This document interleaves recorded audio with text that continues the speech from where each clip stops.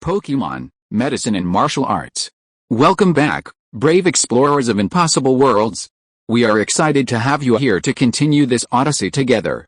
Before we continue, everything you'll hear is pure fiction, so please don't try to replicate combat techniques at home. This wonderful story and all its rights belong to its brilliant original author. We are only the messengers of entertainment. Want another dose of adventure? Subscribe to our YouTube channel so you don't miss a single chapter, and if you can't wait, our Patreon has exclusive surprises you'll love. Chapter 901 Battle. A flash of cold light flashed, followed by a dragon-like spear. The tip of the Yejao spear, held high by Yu, gleamed with a deep, icy light, as if nothing could stop it with just one strike. Just as the Yejao spear was about to pierce the figure, three sharp sounds of air-piercing could be heard. Then, three dark figures, even faster than the leaves Yu had just launched, flew towards Yu's face. Facing the oncoming shadows, Yu paused briefly, but only for a moment. Then, with a flick of his wrist, a few beautiful bursts of gunfire instantly dispatched all three. Clang clang clang, three crisp sounds followed, and not far from where Yu had passed, three jet black Kune were lodged in the ground. Yes, they were the hidden weapons often wielded by Japanese ninjas. After Yu parried three more Kune, he didn't even glance at the gleaming hidden weapon lodged beside him. He charged forward with all his might, this time with even greater force, the air seemingly piercing him. Without a trace of surprise, Yu's Yejao spear finally struck its target. However, Yu's expression was utterly grim. Following his gaze, he saw a figure where the Yejao spear had struck. It was clearly just a piece of wood. Ninjutsu, a substitution jutsu? Interesting. Let me play with you. Because everything had just happened so quickly, he hadn't gotten a good look at the figure. But as he drew closer, Yu could clearly make out the figure through the substitution jutsu. It was a man in a black ninja uniform, a sturdy young man, but for some unknown reason, he had been hostile to Yu and his companions. But none of this affected Yu's desire to pluck out a little Rattata hiding in the darkness and give it a good beating. With both hands firmly gripping the barrel of his Yejao gun, Yu's sharp eyes began to scan the surroundings. Watching from behind, Serena and the other two girls no longer panicked as they had at first. Instead, they appeared remarkably calm, their faces impassive. However, their tightly clasped hands betrayed their inner turmoil. After all, in a time like this, they couldn't offer any assistance, and could only recall their silent encouragement from behind. They also couldn't afford to hold Yu back, so they began issuing orders to their own Pokémon, requesting the group of Pokémon Yu had left behind to protect them and prevent them from endangering Yu. Pichu and the other Pokémon were remarkably obedient, not disobeying orders simply because Serena and the other two girls weren't their trainers. They consciously adopted their original stances, protecting Serena and the others. Any movement in their vicinity was met with a barrage of attacks. After a brief standoff, Yu quickly located the hidden figure once again. This time, Yu didn't charge again. Instead, he swung the Yejao spear, tightly grasped in his hand, like a sharp arrow. Clang! The clash of fine iron echoed. Along with the Yejao spear's flight, a figure burst out from the trees. The moment he saw the figure emerge, Yu attacked immediately. His entire figure swiftly attacked, even faster than before, catching the Yejao spear as it flew to the side. Damn it! You even managed to detect my presence. You're one of theirs, after all. The young man in the ninja uniform roared in anger. After recovering from the blow, the young man quickly rose, katana in hand, and charged forward, engaging Yu directly. Seeing his opponent finally stop hiding and prove himself capable of standing up to him, Yu naturally welcomed the opportunity, he even desired it. He immediately engaged the opponent, Yejao spear in both hands. The clanking of weapons clashed relentlessly, the sound of fine iron clashing accompanied by a shower of sparks. As the two weapons clashed, waves of air radiated outward from the two of them. The surrounding trees and plants swayed, and from time to time, one could see one or two frightened Pokémon fleeing in all directions. Yu mastered the seven-probe snake spear technique with unparalleled skill. Every move and form was like a venomous tongue's attack, every thrust. Even though the black-clad figure on the other side possessed considerable swordsmanship, he was ultimately at a disadvantage against the incredibly swift and cunning attacks unleashed by the seven-probe snake spear technique, and could only manage to parry. The proofer, with his own ninjutsu, managed to slightly compensate for his own lack of skill. Yu grew increasingly excited and courageous as the fight progressed, displaying his frenzied side to the fullest. Sometimes, even at the risk of being slashed, he would wield his Yakuku spear to pierce the opponent's flesh. It was precisely because of Yu's reckless fighting style that the opposing ninja was completely unable to respond. His attack was simply too frenzied. A single moment of inattention would result in a wound.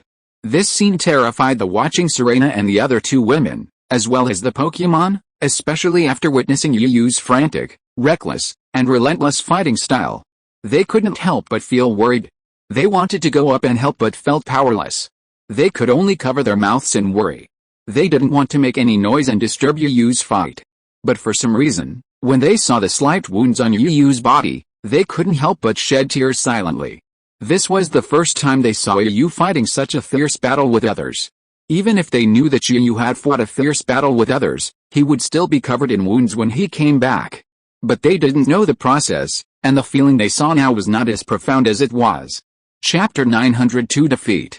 Even if they knew Yu had engaged in fierce battles with others, returning covered in wounds, they wouldn't have known the details, let alone the profound experience unfolding before their eyes.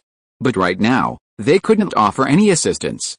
If it were something related to Pokémon, they might have been able to offer some assistance. But since this was a martial arts matter, for those unfamiliar with their field, they could only be spectators. However, as long as a Grandmaster level figure didn't appear, or someone significantly higher than Yu, or even unsurpassable, then Yu could easily defeat the others. With his reckless nature, he could even completely crush them, as was the case now. While Yu's fighting style was frantic and reckless, it didn't mean he was clueless. He saw that while he could defeat the opponent, it would take some time. However, this uncertainty left Yu feeling a sense of insecurity. He immediately exposed himself, allowing the opponent to strike with his katana. Then, with a sudden counterattack, he thrust forward with all his might.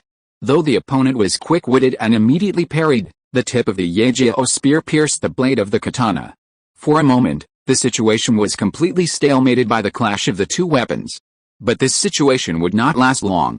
As Yu continued to apply force to the Yajiao spear, tiny cracks began to appear on the blade of the katana.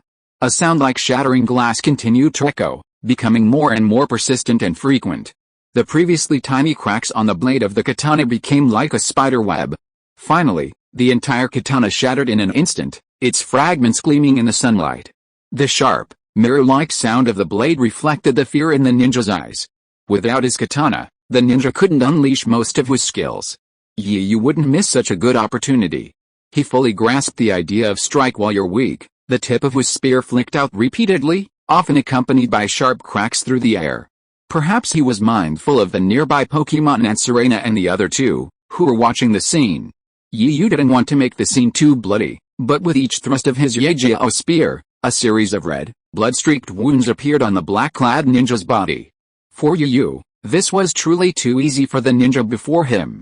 In normal times, or in the past, any hostile individual he could defeat would have been sent to the Buddha without hesitation. After all, in the treacherous world of Jianghu, he couldn't afford to leave any trouble behind. He simply wanted to end it all, to eliminate the root of the problem. Once again facing Yu's fierce attack, the man in black retreated swiftly, risking the lance. Just as Yu was about to chase him with his lance, the ninja swung the hilt of his sword at Yu, attempting to block him or delay his rest. And surprisingly, it actually worked. After a brief pause, the distance between the ninja and Yu had increased significantly, at least out of Yu's spear's range.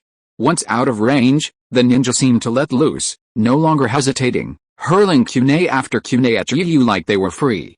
Instantly, Yu's lance was completely impenetrable, impervious to even water. The ninja, observing this scene, seemed almost unconvinced. After all, no matter how formidable you are, you can't withstand such a barrage of hidden weapons with such impenetrable defense. How is that even possible? Yet, the facts prove that it is indeed possible. After flinging the last kunai, the ninja had almost forgotten that it was the last kunai he had. He continued to fumble with his own body, making the motion of throwing a kunai. Seeing this, Yu stopped hesitating and swung his spear. But the ninja seemed to react, but his reaction was unexpected, even shocking. At this moment, he no longer had the demeanor of a ninja master. Facing the sharp tip of the spear just a few centimeters from his throat, he could only swallow hard. Hey, he's actually a serious ninja. I thought he was just playing with porcelain, Yu sighed. After all, in this era, while martial arts were no longer popular, martial arts-inspired clothing was still very popular. At first, upon seeing this ninja, Yu had thought he was genuinely playing a role-playing game.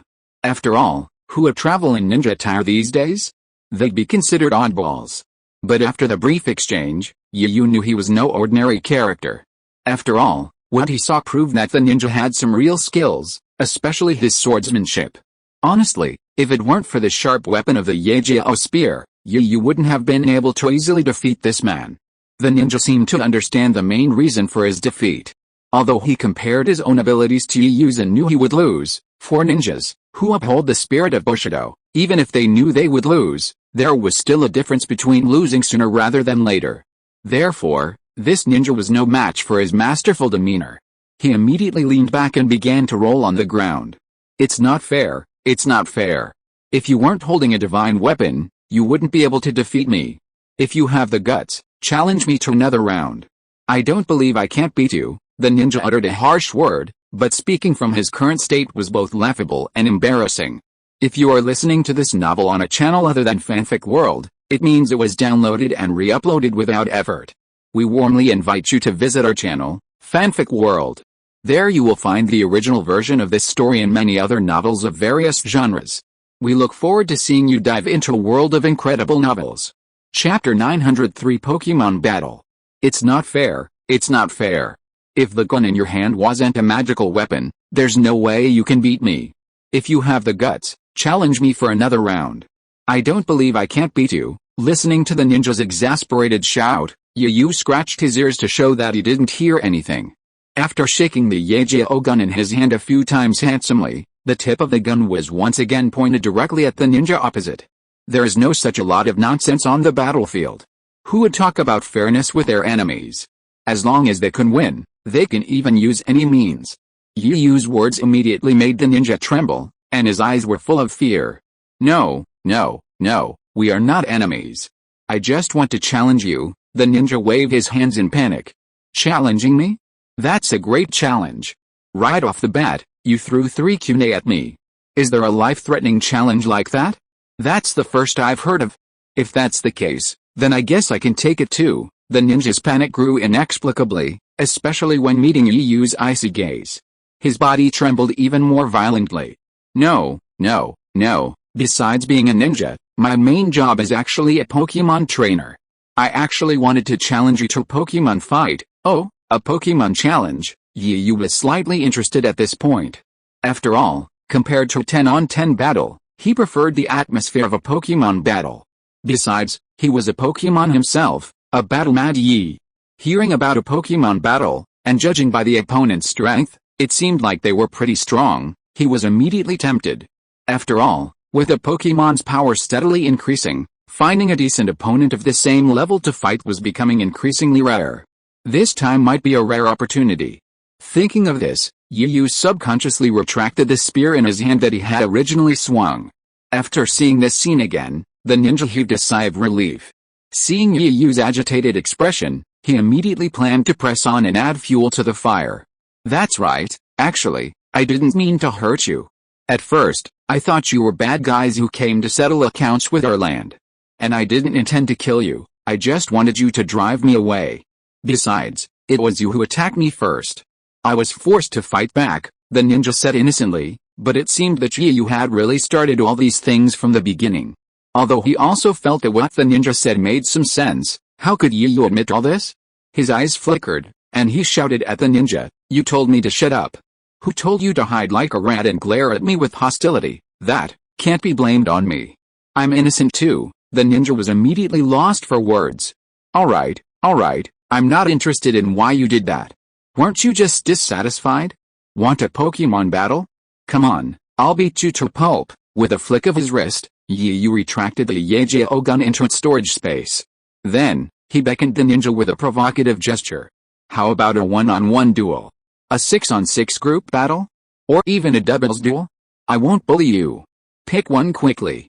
I'm getting ready to eat. the ninja immediately felt humiliated. His face flushed bright red beneath the black and gold covering, but the black and gold covering didn't show it. Yet, his furious eyes revealed his deep rage at Yu Yazhong's provocation. With a deft somersault, the ninja leaped back to his feet. Without a second thought, he blurted out, "Of course, it's a one-on-one duel to decide the winner. I admit you're truly skilled in martial arts, and I have to admit defeat. But when it comes to Pokemon battles, I consider myself number one. No one dares to claim second place." "Oh, so confident? I'll beat you to tears." Yu then waved to the Pokemon watching nearby, beckoning them over. Seeing the fierce battle between Yu and the nameless ninja turn into a peaceful one, the Pokemon and Xiaoxi's three daughters relaxed a little. Especially since the trainer was doing his best, the gesture seemed like a call to action. Immediately, Pikachu and the other Pokemon rushed to Yu's side. Each one of them radiated a powerful aura, unreserved. Hostile glares were fixed on the ninja across from them. The wounds on their master's body were inflicted by the very ninja before them. How could this not infuriate the Pokemon? Yu, however, gave the ninja no pause, simply watching him silently, waiting for him to dispatch his Pokemon. Gurgle at that moment, the ninja, faced with the hostile gazes of Pikachu and the rest of the Pokemon, and especially sensing the powerful aura emanating from them, could not help but swallow. However, this ninja had seen a lot of things, and after the initial panic, he quickly forced himself to calm down. His lips curled slightly, revealing a look of intense interest. After all, he hadn't participated in a Pokemon battle in ages. He was known as the Ninja Village's top ninja. He had defeated nearly every Pokemon in the village, and aside from the more powerful ones, he had never defeated any of his peers. Therefore, this ninja possessed immense confidence in his Pokemon. "Aren't you planning on attacking first?" There was a rule in Pokemon battles that the first Pokemon trainer to send out the first attack earned the right. This was generally the case, except in gym tournaments between gym trainers. No, I'll let you go. I'll make sure you lose with conviction, so you don't end up accusing me of fouling you or bullying you." Yu waved his hand dismissively, seemingly uninterested in the opportunity to attack first. Chapter 904 Small Party. "Damn it, stop looking down on me. But since it's your choice, I can only accept it." Although he was deeply annoyed by Yu's arrogant attitude, the ninja didn't want to let it get him into trouble. It was better to play it safe and develop slowly. "Greninja, please come out and fight." The ninja was a ninja indeed. Even the Pokeball he pulled out wasn't red or white, but pure black. Seeing this, Yu couldn't help but grumble at how idle these people were. They were so fussy about even a Pokeball. Aren't they afraid that in an emergency, they might mistakenly take it and use it as a hidden weapon? Of course, all of this was someone else's business. Yu was just thinking about it. Seeing the opponent send out Greninja, Yu hesitated for a moment, unsure which Pokemon to send into battle. After all, judging by the aura emanating from the Greninja, it was definitely of a high level. It would make a great sparring partner. But then the question arises, which Pokemon should be sent out? If Charizard and Moltres, the two highest level Pokemon that Yu currently has, are sent out, then it would be too much for the Greninja in front of him. But what if Pikachu, Gyarados, and other Pokemon that are lower in level are sent out? It seems that they won't have any sparring effect at all, and the effect will be the same. In this way, Yu fell into a dilemma, and he really couldn't figure out which Pokemon to send out into battle. Seeing Yu's tangled look, it became another matter in the eyes of the ninja. The ninja just thought that Yu was afraid and daunted after seeing his powerful Greninja. He immediately let out a smug laugh. "Ha ha ha, now you know how powerful I am, Greninja. Don't worry, just take your time, just pick the right Pokemon to be abused." As if influenced by his trainer, Greninja on the field also laughed loudly. Its laughter was even more exaggerated, its hands cupped to its stomach, as if it had truly heard some truly absurd joke. The ninja and Greninja didn't laugh, but fortunately, their laughter had only irritated the Pokemon. While Yu was still completely entangled in confusion, the Pokemon, led by Pikachu, quietly gathered together. Several heads huddled together, even Snorlax, the smallest of the Pokemon, did the same. "So, let's turn our attention and see what these Pokemon are up to. Pikachu, that stinky frog over there is really going too far. We must teach him a lesson." "Gyarados, that's right, boss is right. He still dares to look down on us. He's clearly unseasoned. Ouch, isn't this easy? Let me take the fight." I'll definitely help everyone give him a good beating. At this moment, Charizard seemed particularly excited, roaring furiously, drawing the attention of passing Pokemon and humans. But at this moment, Charizard didn't care about any of this. It was determined to secure its chance to fight. After all, the Greninja across the way looked quite formidable. Excited, it couldn't help but fire a jet of flame into the air. 2 streams of thick white smoke erupted from its nostrils, like jets. Pika, idiot, what are you doing? You're making such a commotion. Are you trying to interrupt our meeting? Fire arrow. I think Charizard's just looking for trouble. Scylla, calm him down. Our meeting can't be interrupted because of him. Hearing his boss's words, Flame Arrow echoed them with a rather servile air, even barking orders directly at the Scylla next to him. Scylla, got it. Got it, just leave it to me. Without hesitation, Scylla opened its large claws and unleashed a stream of water directly at Charizard. In an instant, Charizard's previously simmering fighting spirit was practically extinguished by this cold shower. He glanced resentfully at his boss and his angry companions. Charizard, though filled with resentment, could say nothing. Who told him to be the most disliked in this situation?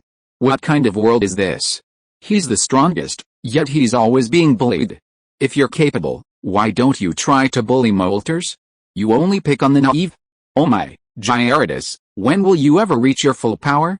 I'm kind of missing the days when I was on your level. Charizard looked at Gyarados with a look of pity. There was a genuine sincerity in his words. Of course, this wasn't to say Charizard cared about Gyarados matching or even surpassing its own strength. In fact, Charizard and other Pokemon deeply hated being surpassed in strength. This wasn't about any evil intentions, it was simply a desire to be the strongest. Only with great strength could they have a bigger stage to shine. Charizard's previous thoughts were entirely due to Gyarados' reputation as the team's goofball before Charizard's evolution. Before, Gyarados never had to shoulder the brunt of the burden, carrying it all. He was the perfect person to draw the team's attention. But somehow, as Charizard's power grew and he evolved, he completely replaced Gyarados. Gyarados, knowing Charizard's ulterior motive, rolled his eyes in annoyance, glaring at Charizard. He snarled back with a hint of gloating, Gyarados, you deserve it, kid. You've grown stronger, and you're just getting cocky. You can't just let wings fly because you've grown wings. Chapter 905 Rock, Paper, Scissors. Pikachu, alright, everyone, hurry up and pick someone you can choose. The Master's deliberating too, and we need to figure it out quickly, otherwise we'll be running out of time. Pikachu, besides, I'm sure everyone's a little eager to be the other guy's stinky frog. Ignoring the bickering between the two giants, Pikachu urged them on. Flamahawk, right, it's important to focus now. We almost got carried away by those two, Flamahawk chimed in. However, upon hearing his agreement, one Pokemon immediately frowned. Gyarados protested, somewhat disgruntled. Gyarados, this isn't my fault. Blame Charizard if you have any. Charizard, of course, was also dissatisfied with this and immediately refuted it. Oh my, look at what you're saying, but I'm not wrong, okay? I'm the most suitable person to fight this battle, okay? After all, I'm arguably the strongest among you. At this moment, Charizard seemed anxious, even speaking without thinking. This immediately drew the ire of the other Pokemon, and Gyarados, known for his short temper, was about to start a fight. However, he was ultimately stopped by his companions. Diptera, Charizard, how dare you say that? Isn't it just a temporary top spot? And your top spot is a bit exaggerated. Where do you put our big brother Moltres? Believe it or not, Moltres will burn you in a second if he's dissatisfied. After hearing those words, Charizard fell silent. He stole a glance at Moltres, who was curiously listening to their conversation nearby, and lowered his head in frustration. It was true what Ditto said. Strictly speaking, he was no longer the strongest member of the team. Moltres, the latecomer, was the strongest. Thinking of this, Charizard suddenly felt incredibly uncomfortable. He felt like he was in a difficult position. Of course, Pikachu, as the leader, had to intervene. Pikachu, alright, let's get down to business. Actually, what Charizard said is not wrong. Since they look down on us, let's just send out our strongest beings and crush them mercilessly. That will achieve the desired effect. But I'm sure this isn't what anyone wants. After all, this Greninja is a rare opportunity to practice. Water, Pikachu is right. This is indeed a rare opportunity to practice. While the Greninja before us may be a bit arrogant and look down on us, its strength has already reached the peak of the Quasi-King level. It's just that one step away from King level. In terms of strength, it's even slightly superior to Pikachu, Gyarados, and me, Pikachu, so this is a great opportunity to practice. And since we've already decided to practice, those who are stronger than Greninja shouldn't participate. As Pikachu spoke, the other Pokémon nearby turned their gazes to Charizard and Moltres, the two most powerful Pokémon currently. Under such scrutiny, Charizard, though reluctantly, could only nod with amusement. Tears could even be seen welling up in his eyes, like a 200-pound overweight man who had been wronged. As for the newly arrived Moltres, it still hadn't grasped the situation before it, simply observing it intently.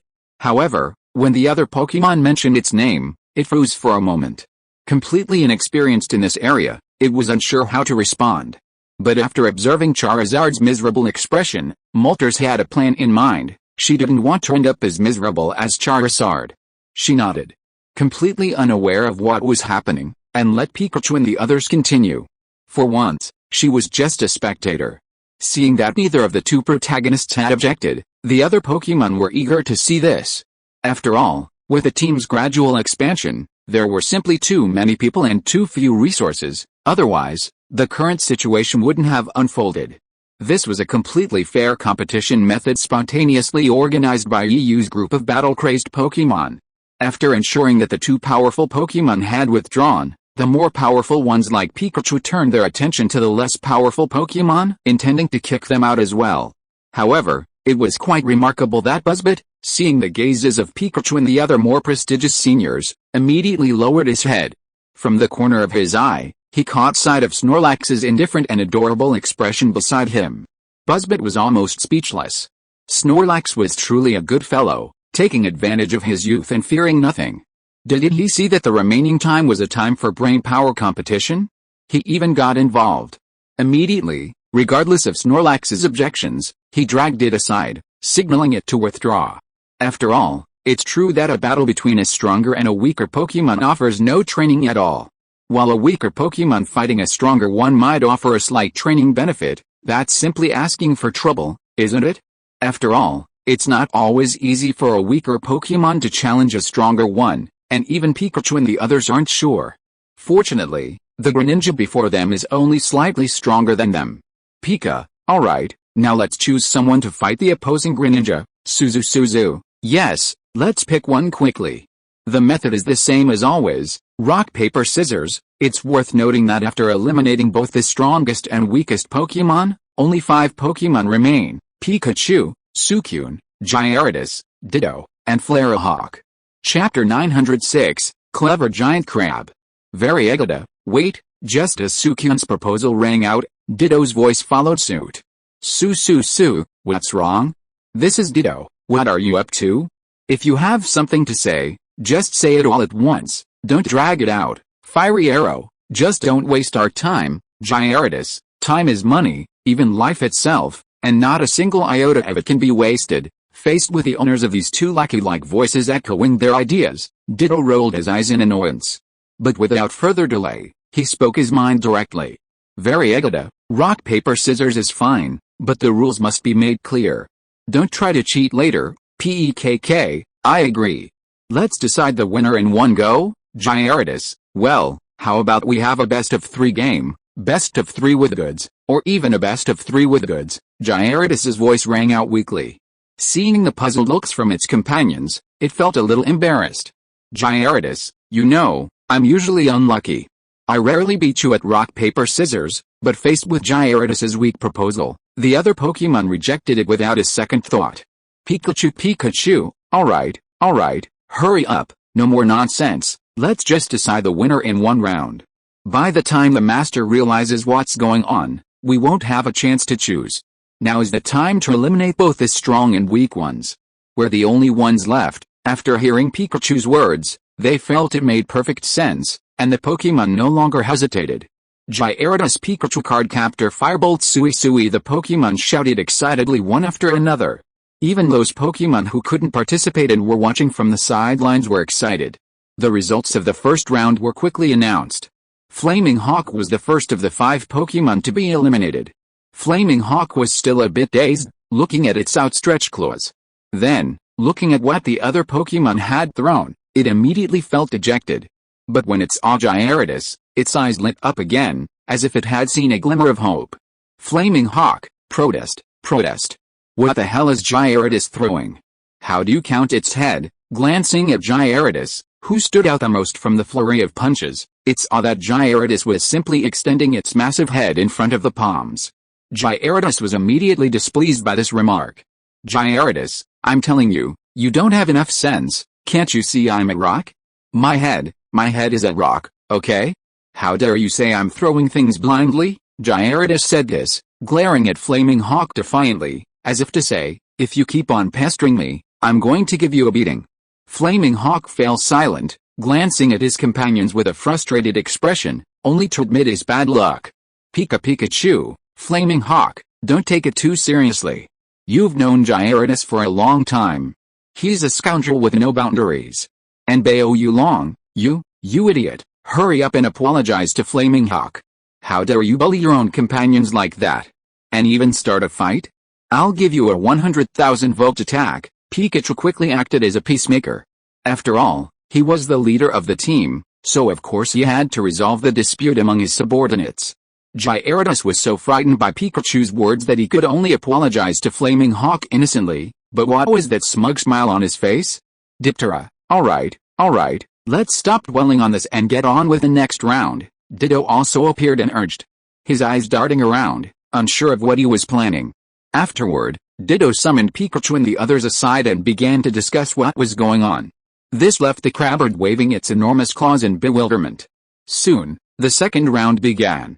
However, the result was far beyond everyone's expectations. The bewildered expressions on Ditto and the others' faces revealed their complex emotions. Ditto, are you kidding me?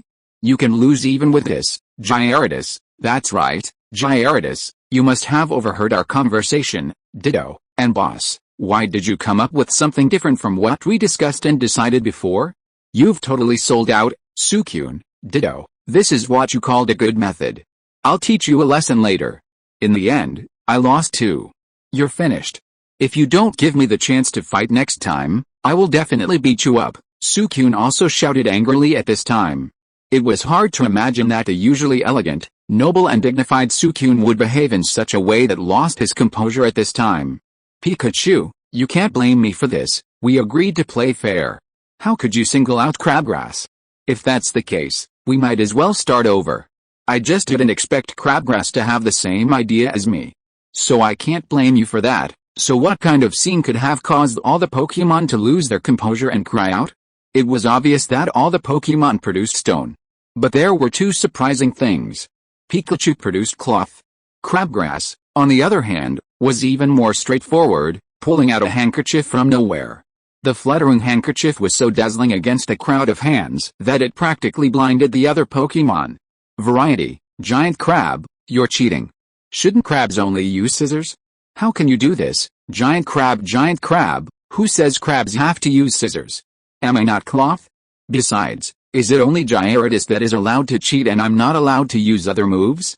Really, you actually want to bully me, an honest crab? You guys are really too mean.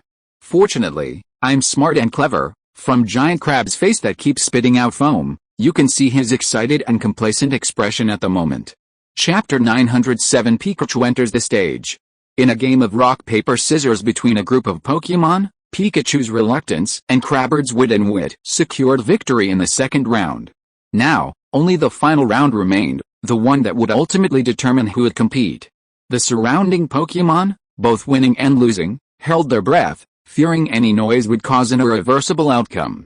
Pikachu, let's decide the winner. Claw, no cheating allowed. 3, 2, 1, rock paper scissors. Pokémon participating in the game or watching from the sidelines chanted this number and slogan in their hearts. The results of the third round soon followed. Crabbird had been quite clever in his earlier performance, but for a game like rock paper scissors, which relies heavily on both skill and luck, skill and intelligence alone aren't enough, luck is also essential. And Pikachu, arguably the luckiest of the Pokémon, lived up to expectations and secured the spot. Pikachu, thank you, Skivankla. Let me go this time." Seeing that he'd actually secured a spot on the factory, Pikachu also shouted excitedly. "Gyra, then you go, boss. Remember to win my share too." Scavenclaw acted quite carefree. "Gyarados, boss, I knew you'd win, but why do I feel like there's something premeditated about this?" Gyarados, while also congratulating him, was truly courting death. It was getting dark at that moment, and Pikachu glared at it angrily. Gyarados was so frightened that he flinched. Moltres, watching the entire process from the side, simply looked thoughtful. Charizard, who had secretly glanced at it from the side, felt a pang of fear in his heart, thinking, "Oh no, it was because there were already so many people and so little meat, and now it seemed like they'd have to add another person." How could Charizard, a battle-crazed beast, possibly vent his excitement? But all that was a story for the future. Now, carrying the hopes and expectations of his companions, Pikachu leaped into the battle arena without even having his trainer's orders. Rather than saying the battle arena was restricted, it was more accurate to say that in the wilderness, there were no restrictions at all. The natural backdrop served as the perfect backdrop for any possible battle. Perhaps this was also a unique kind of battle arena, a natural one. As long as you were skilled enough, every blade of grass and tree in the surroundings could be yours. Yu was still struggling in the city, debating which Pokemon to send into battle. But the stalemate between Pikachu and Greninja in the arena jolted him awake. "Pikachu, what are you doing?" The scene was so unexpected that Yu barely registered. Pikachu hearing his master's call, Pikachu turned back and called out during a stalemate with Greninja. His eyes were filled with determination and eagerness, as if to say, "Let me do the fighting this time. Trust me, I can do it." As if infected by Pikachu's emotions, Yu, after an initial moment of hesitation, quickly reacted. Chuckling softly, Yu immediately stopped worrying. After all, Pikachu's participation was possible. He'd probably discussed it with his friends. Otherwise, given the personalities of his Pokemon, wouldn't everyone be rushing to join the fight? In that case, Pikachu was decided to be yours. Just as Yu finished his words, a ninja in black spoke up. "So, you've decided to send out Pikachu. It might seem like a slight disadvantage, but it doesn't matter. After all, even with a stat advantage, your Pikachu is no match for my Greninja. You think too highly of yourself. Only a fight can tell the outcome. In that case, then, forget all the talk and let's fight, okay?" And so, in this unknown forest, a battle ensued. There were no referees, no venue restrictions, only one-on-one rules. In that case, Greninja, use Water Shuriken first. Pikachu, use 100,000 volts. As soon as the two Pokemon entered the fray, each trainer had them unleash their signature moves. It's true, though, that Pikachu still had a slight advantage in stat counters. Even though its level was a step lower than Greninja's, its stat advantage meant it wouldn't suffer such a disastrous defeat. At least in the clash between Water Shuriken and 100,000 volts, the skills of both sides were evenly matched. Neither gained an advantage. "Not bad, I didn't realize your Pikachu is quite capable. You can actually make up for the level difference so well." The ninja was also somewhat surprised. He had thought his Greninja would completely crush the opponent with its level advantage, but he had never expected it to turn out like this. Although it was only a brief encounter, duels between masters often only take a moment to determine the desired outcome. The Pikachu before him was no match for the opponent. It would be impossible to crush him by relying on a level advantage. Similarly, it would be impossible for the opponent to defeat his Greninja by relying on its own stat counters. After all, its stats weren't that powerful yet, so it could actually make up for the level difference. Is that surprising? There's more to come. Pikachu uses Shadow Clone, followed by a flash of lightning. Greninja, we're using Shadow Clone too. Could it be Water Wave? Suddenly, the previously empty battle lawn was filled with densely packed figures. One of them was like a charging knight, their unstoppable momentum quite intimidating. Chapter 908 Fierce Battle. The dense swarm of shadow clones of the two Pokemon filled the entire arena. However, because Pikachu was using Shadow Clone, coupled with a flash of lightning, its shadows were somewhat unpredictable, often flitting from shadow to shadow, making it impossible to tell whether it was the real thing or an afterimage. Greninja, on the other hand, was much more direct. Although it also used Shadow Clone, Greninja's Shadow Clone surrounded Pikachu, encircling both its own Shadow Clone and its own. Then, without giving Pikachu time to react, Water waves quickly gathered in its hands, and after finding their target, they hurled them towards Pikachu. Pikachu, use electric ball. You watched the water waves converge towards Pikachu like a blooming flower, and immediately gave the command to respond. Fortunately, Pikachu was well trained. While he hadn't yet reached the point of freely controlling his own body's launch abilities, it was still quite good. A flash of lightning flashed, and Pikachu, charging outward, suddenly braked upon hearing his trainer's command. A ball of explosive electricity quickly condensed on his tail. Facing the water waves attacking from all directions, Pikachu felt like a small boat in the ocean, threatened to capsize at any moment. Yet, even in this situation, after concentrating the electric ball, Pikachu attacked directly in one direction without hesitation. Pikachu relied entirely on his long combat experience and his ethereal sense of the void. Otherwise, facing the attack of the water waves conjured by the shadow clone, he would have been in a difficult position. However, Pikachu's intuition was correct. The electric ball collided with the real water waves within the shadow clone, and a loud explosion echoed from the center, accompanied by waves of air that continuously rippled in both directions. Because of its relatively small size, Pikachu was forced to slide back a few steps in the face of such a powerful gust of wind. But Greninja showed no such concerns. It stood firm against the oncoming wind, like an evergreen pine tree. Greninja seized the opportunity and used the one-hand slash. Facing the strong wind, Greninja appeared unfazed and charged forward, a short leg-like light gradually condensing in its hand, a clear prelude to the one-hand slash. Pikachu, use your tail to support the ground. Use 100,000 volts, because the gust of air continued to blow. You had no choice but to let Pikachu use this method to stabilize himself. It was surprisingly effective. Pikachu's tail instantly transformed into steel and pierced the ground. Then, a 100,000 volt blast of energy condensed and slashed directly at Greninja, who was charging head-on. But now, the 100,000 volt, once filled with furious force, seemed to waver under the strong wind, its aim unsteady. Even with Pikachu's strenuous control, the 100,000 volt had already reached Greninja, but then a flash of white light appeared in Greninja's hand. The 100,000 volt, once like a serpent of lightning, instantly split in two. The remaining force of the 100,000 volt struck Greninja, but it caused little damage, despite the 100,000 volt's ability to restrain it.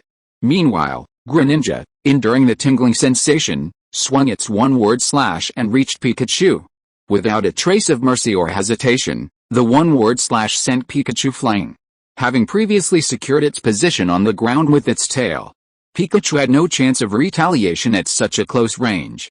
Fortunately, the blast from the explosive collision between the electric ball and the water wave didn't last long, quickly dissipating. Only two Pokémon remained in the empty battlefield, their fury raging against each other.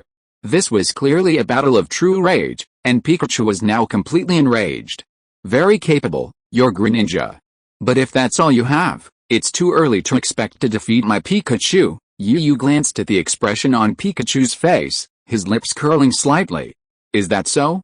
My Greninja is the most powerful, and your Pikachu is nothing more than that. Greninja unleashes its full-strength water shuriken, ending the battle once and for all with the opposing Pikachu. Your wishful thinking, Pikachu. Use thunder. Greninja launched a massive water shuriken, and Pikachu's thunder skill followed immediately, like a thunderous wrath of divine punishment. Lightning bolts blasted down like 9 thunderbolts, bombarding the water shuriken's swift attack. Under the relentless onslaught of thunder, the water shuriken's previously swift attack vanished into thin air. Pikachu, don't give them a break. Use high-speed movement. Greninja, use water wave to stop Pikachu's movement. Pikachu, worthy of being one of the top 3 fastest creatures in Yu's arsenal, faced the numerous obstructions of water wave without a single ounce of impact. Its speed remained undiminished, and in a matter of seconds, it was already in front of Greninja. How can you be a Pokémon trainer? You're sending your own Pokémon to their deaths. You didn't take the road to heaven, but you forced your way into hell. You can't blame me for that. Pikachu, blame your trainer for being so foolish. Greninja used Swallow Rebound. It's just a melee attack. You act like you're afraid of anyone. Pikachu used Iron Tail. Bang, bang, bang, bang. The sound of fists colliding with flesh continued, accompanied by the two Pokémon's clashes and cries of encouragement. This wave of melee attacks was truly intense. In a matter of moments, The two Pokemon's battles were reduced to mere flashes of white light.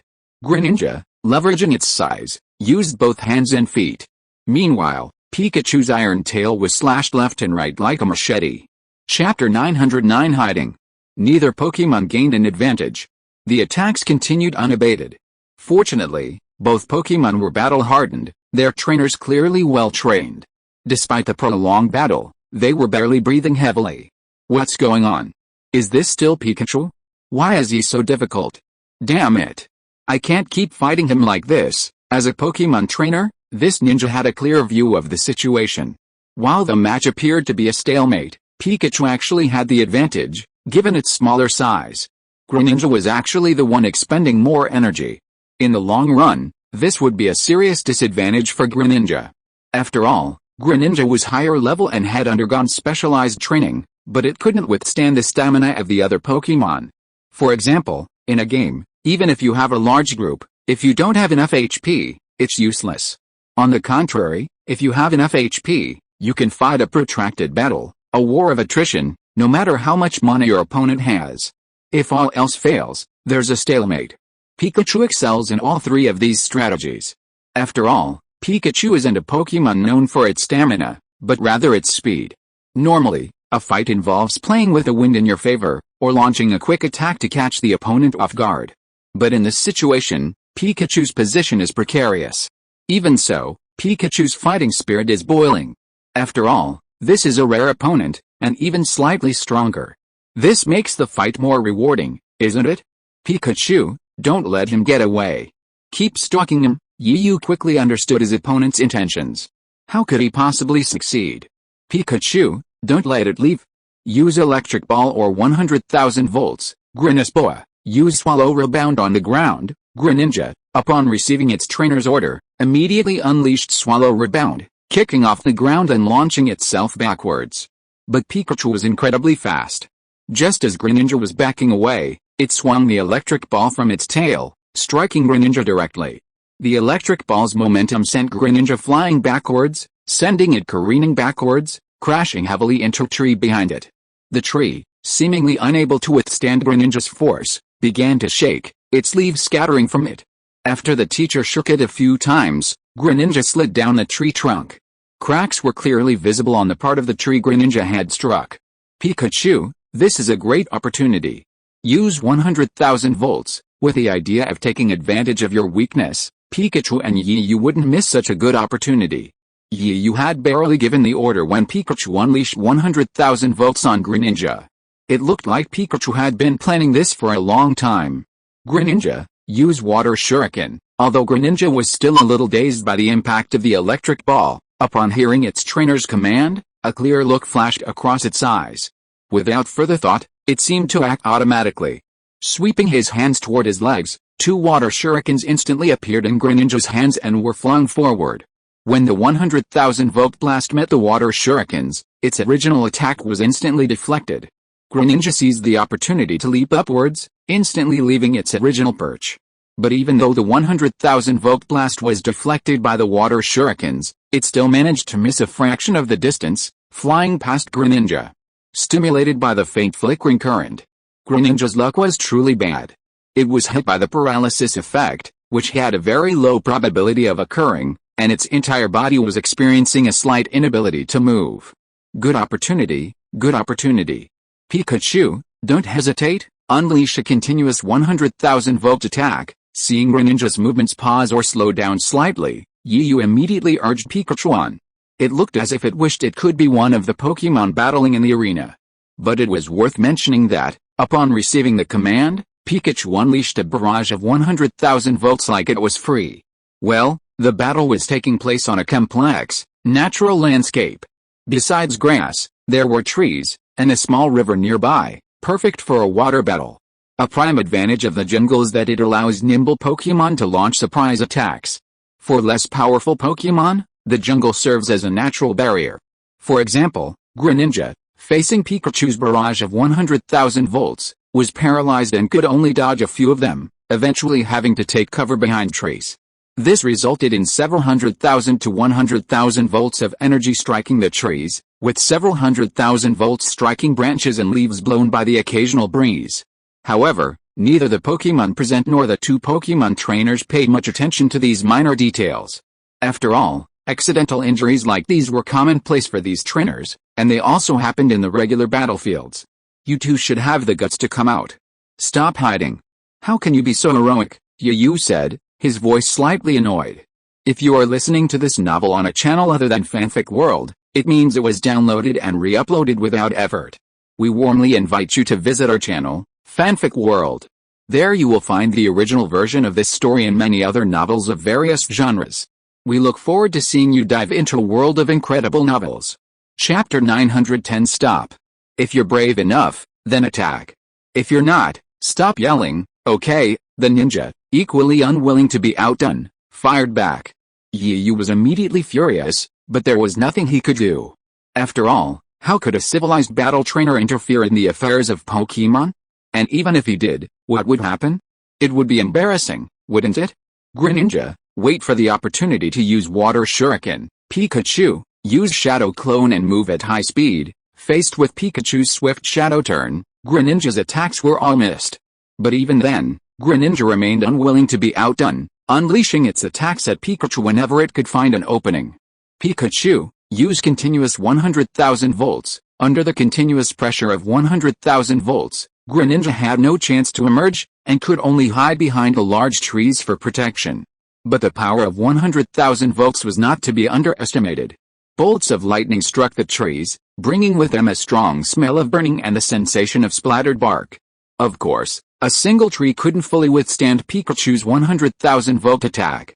Fortunately, Greninja was agile enough that after each tree struck by Pikachu's 100,000 volts, it would immediately move to another. This cycle continued, leaving most of the trees near the battle area bearing signs of scorch and slashing. Neither the Pokémon present, nor the two trainers involved, nor the three watching women, Serena, noticed this. On the trees that had been struck by the 100,000 volts and had a faint, scorching smell, faint, flickering red lights could be seen. However, they weren't very noticeable. Perhaps due to the excessive use of 100,000 volts, Pikachu was already significantly depleted. Moreover, even the most powerful Pokémon will inevitably tire from continuous use of abilities and need a short breather. Just as Pikachu was in this situation, Greninja quickly seized another opportunity to strike. Leaping from the trees where he had been hiding, he grasped the Water Shuriken, which he hadn't yet flung away. At that moment, the Water Shuriken seemed to transform into a slashing sword, slashing directly at Pikachu, who was still gasping for air. Witnessing this, Yu, inexplicably anxious, barked out an order. Pikachu, get out of the way and use Iron Tail. Fortunately for Pikachu, he was experienced enough in combat that, facing this sudden attack, his body instinctively shifted slightly to the side before his trainer even gave the order. Though only a fraction of a second away, when Greninja's Water Shuriken slashed through him, Pikachu could clearly sense the icy aura emanating from its sharp shoulder. Even Zenpio was practically a beat behind, his eyes etched with fear. He was literally a fraction of a second away from being struck by the Water Shuriken. A complete hit in this situation would have left him completely helpless, unable to offer any resistance. Though a lingering fear lingered in his heart, Yu's command arrived only a fraction of a second late.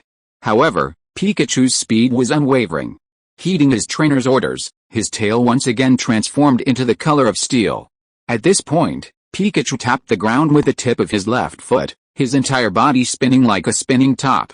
The steel tail was suddenly pulled out by Pikachu's spinning body. Caught off guard, Greninja had never expected Pikachu to pull off such a move in such a situation.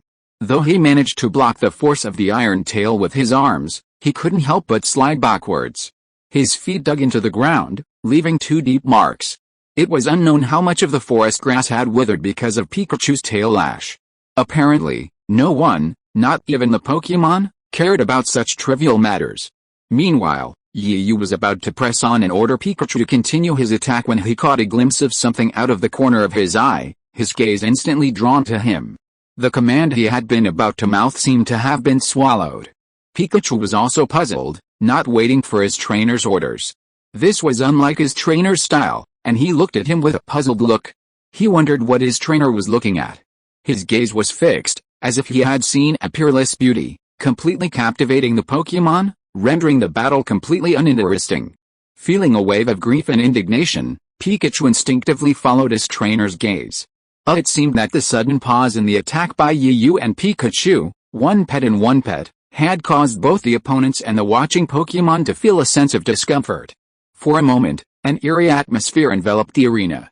Greninja continued to retreat, even after stabilizing itself. What's going on? Why did it stop so suddenly? Serena watched the battle, puzzled. The previous battle had been so intense and captivating that both the spectators and the Pokémon had been completely absorbed. The sudden silence brought the spectators back to their senses, wondering why the attacks hadn't resumed. Especially since the people and Pokémon watching were all familiar with Yu, they were even more puzzled. However, just when Serena was still a little confused and wanted to ask the two sisters next to her, she felt Xiaoxia tug at her clothes. Chapter 911, Getting Worse. Just as Serena was still a little confused and about to ask her two sisters, she felt Xiaoxia tug at her clothes. Feeling the movement on her body, Serena instinctively wanted to pull the mischievous hand away. Xiaoxia, stop it. Check out the battle. It's too intense, we can't miss it. Although Serena was a little confused, she never looked away, her eyes fixed on the two Pokémon in the battle arena. Serena, Xiaoxia's voice trembled. Meanwhile, Air, who had been focused on the battle, perhaps was drawn back by Xiaoxia's trembling voice. She followed Xiaoxia's gaze, her expression filled with curiosity. But then, Air's expression changed again and again. Serena seemed to finally notice something was wrong. She glanced over and saw a bright red reflection. Fire! Fire! It's on fire! A high-pitched scream erupted, practically piercing the heavens. It was almost as decibel as a Pokémon's noise attack, practically piercing one's eardrums. Yet, facing such a shriek, it only served to awaken a mind. Those still engrossed in the battle, along with the Pokémon, instantly snapped to attention. Of course, Yu, the first to notice something was amiss, was the first to react. A blaze of red enveloped his shrunken pupils. But the ninja seemed to have barely registered, or perhaps reacted a bit too late. He paid no attention to the crowd's expressions, the changing faces, or the crimson glow of the flames behind him. He continued to issue his command, Greninja, use Water Wave, stupid. Facing the enemy, he once again ordered Greninja to attack his own Pikachu. Yu was extremely anxious at this moment, wanting to put out the fire. However, he didn't want his Pikachu to get hurt, so he ordered a counterattack. Pikachu, use the lightning ball and hit it back hard. It's already late, and you're still fighting? Are you really stupid or are you just pretending to be stupid? Yu shouted angrily while ordering Pikachu to fight. However, the skills had already been used. Unless he had perfect control, it was too late to retract them. The ninja seemed to be awakened by the scolding, and finally realized something was wrong behind him. However, with the two Pokémon about to fight again, even if he gave the order, it would be useless. The lightning ball and the water wave collided, but perhaps because of the previous incident, Greninja was unusually angry this time, and he subconsciously used all his skills. This time, Water Pulse's power was significantly greater than the previous ones, and Pikachu's lightning ball seemed unable to withstand it. After a brief stalemate, Water Pulse immediately deflected Pikachu's lightning ball away. After deflecting the lightning ball, Water Pulse continued to gather momentum, attacking directly in Pikachu's direction. Pikachu had already noticed the flames behind him, so even when Greninja tried to intervene, the lightning ball he used was only a weaker one, a casual attack. After all, Pikachu realized something was amiss and had to help put out the fire. Even though it was an electric-type Pokémon and one of the Pokémon that had caused the fire, Pikachu wanted to do his bit, and therefore, his attacks were mostly casual attacks, simply trying to force Greninja back and wake him up. But what no one expected was Greninja's sudden attack. Faced with the unabated water wave, Pikachu, who was still leaping forward, was in no hurry. He was hit hard. Hit by the water wave. Pikachu's body was instantly sent flying. Furthermore, Yu, who had been rushing forward after issuing the order, stopped immediately after seeing Pikachu being knocked back, and rushed to support Pikachu. But how could Yu's hasty rescue compare to Greninja's furious water wave? After Yu finally caught the flying Pikachu in his arms, he felt a sudden surge of force from Pikachu, sending him flying backwards. Because Yu had jumped to catch Pikachu, His body was unable to leverage or absorb the force mid-air, causing him to be sent flying backwards. Because he was completely in open space, he flew backwards for a distance before crashing heavily to the ground. Due to inertia, he continued to slide backwards a short distance, effectively becoming Pikachu's human cushion. All Yu felt was a searing pain in his back. However, this didn't give him time to react. An explosion nearby sent him reflexively leaping from the ground. It turned out to be Pikachu's earlier lightning ball colliding with the water wave. The impact was too much for the water wave, and it was deflected to the side. Coincidentally, the lightning ball had been launched right at the edge of the surrounding flames. Immediately upon contact with the flames, it exploded a second time. As the explosions echoed, the already blazing flames intensified. The flames crackled and popped as they burned through the trees. The surrounding flames, affected by this, burned even more fiercely, covering a wider area. Even flames that could once be extinguished with a single water cannon were now unlikely to be extinguished. Suddenly, a strong wind suddenly blew from the once clear sky. Chapter 912 Fire. Perhaps it was fate. The wind continued to blow, intensifying the surrounding fire. What had originally been a small area now showed signs of spreading. The ninja, upon witnessing the scene, had lost all regard for the so-called Pokémon battle. However, the scene was so sudden that the ninja was momentarily unable to react. He stood there, bewildered, unsure what to do. Meanwhile, Yu and Pikachu were both sent flying, slamming into a tree, a trace of blood oozing from their mouths. Serena and the other two girls were frantic, rushing forward to investigate and helping Yu to his feet. No. Don't worry about me, I'm fine. Although Yu was being helped up, he subconsciously pushed the three women around him away. Perhaps because of the wounds, he grimaced as he spoke, even gasping for air from time to time. Serena and the other two seemed unprepared for Yu's actions, their reaction still unclear. Seeing this, Yu felt an inexplicable surge of anxiety. However, he couldn't say anything to the three women at this point, so he could only shout to the nearby Pokémon. Gyarados, Xiaozhi, what are you all standing there for? Hurry and put out the fire, Yu shouted urgently. However, it seemed as if shouting out these words had taken all his strength. Yu's condition was already failing, and his panting became even more pronounced. Elsewhere, upon receiving their trainer's orders, the water-type Pokémon, led by Gyarados and Xiaozhi, also sprang into action. At this moment, the water-type Pokémon's advantage was fully demonstrated. They unleashed a barrage of water-type abilities against a blazing fire and blazing trees, unleashing them without hesitation. As for why, Yu had only called out the names of Gyarados and Xiaoguang, two water-type Pokémon. Shouldn't there be a legendary beast, Suicune? Had Yu forgotten about it? Actually, no. As a Pokémon trainer, one knows their Pokémon intimately, making the most of them. Moreover, Suicune is a legendary water-type Pokémon. Would that make it even more effective at putting out fires? Why would Yu deliberately avoid calling out its name, letting it join the firefighting? It turned out that Suicune, the Pokémon who had noticed something was wrong from the start, had already swiftly maneuvered towards the fire as soon as it began to grow, attempting to put it out. After all, as one of the three sacred beasts, Suicune was known as the incarnation of the North Wind. Although described in the Pokémon Encyclopedia as a sacred being that purifies polluted water, Suicune actually spends most of its time in the woods, having developed a special bond with them.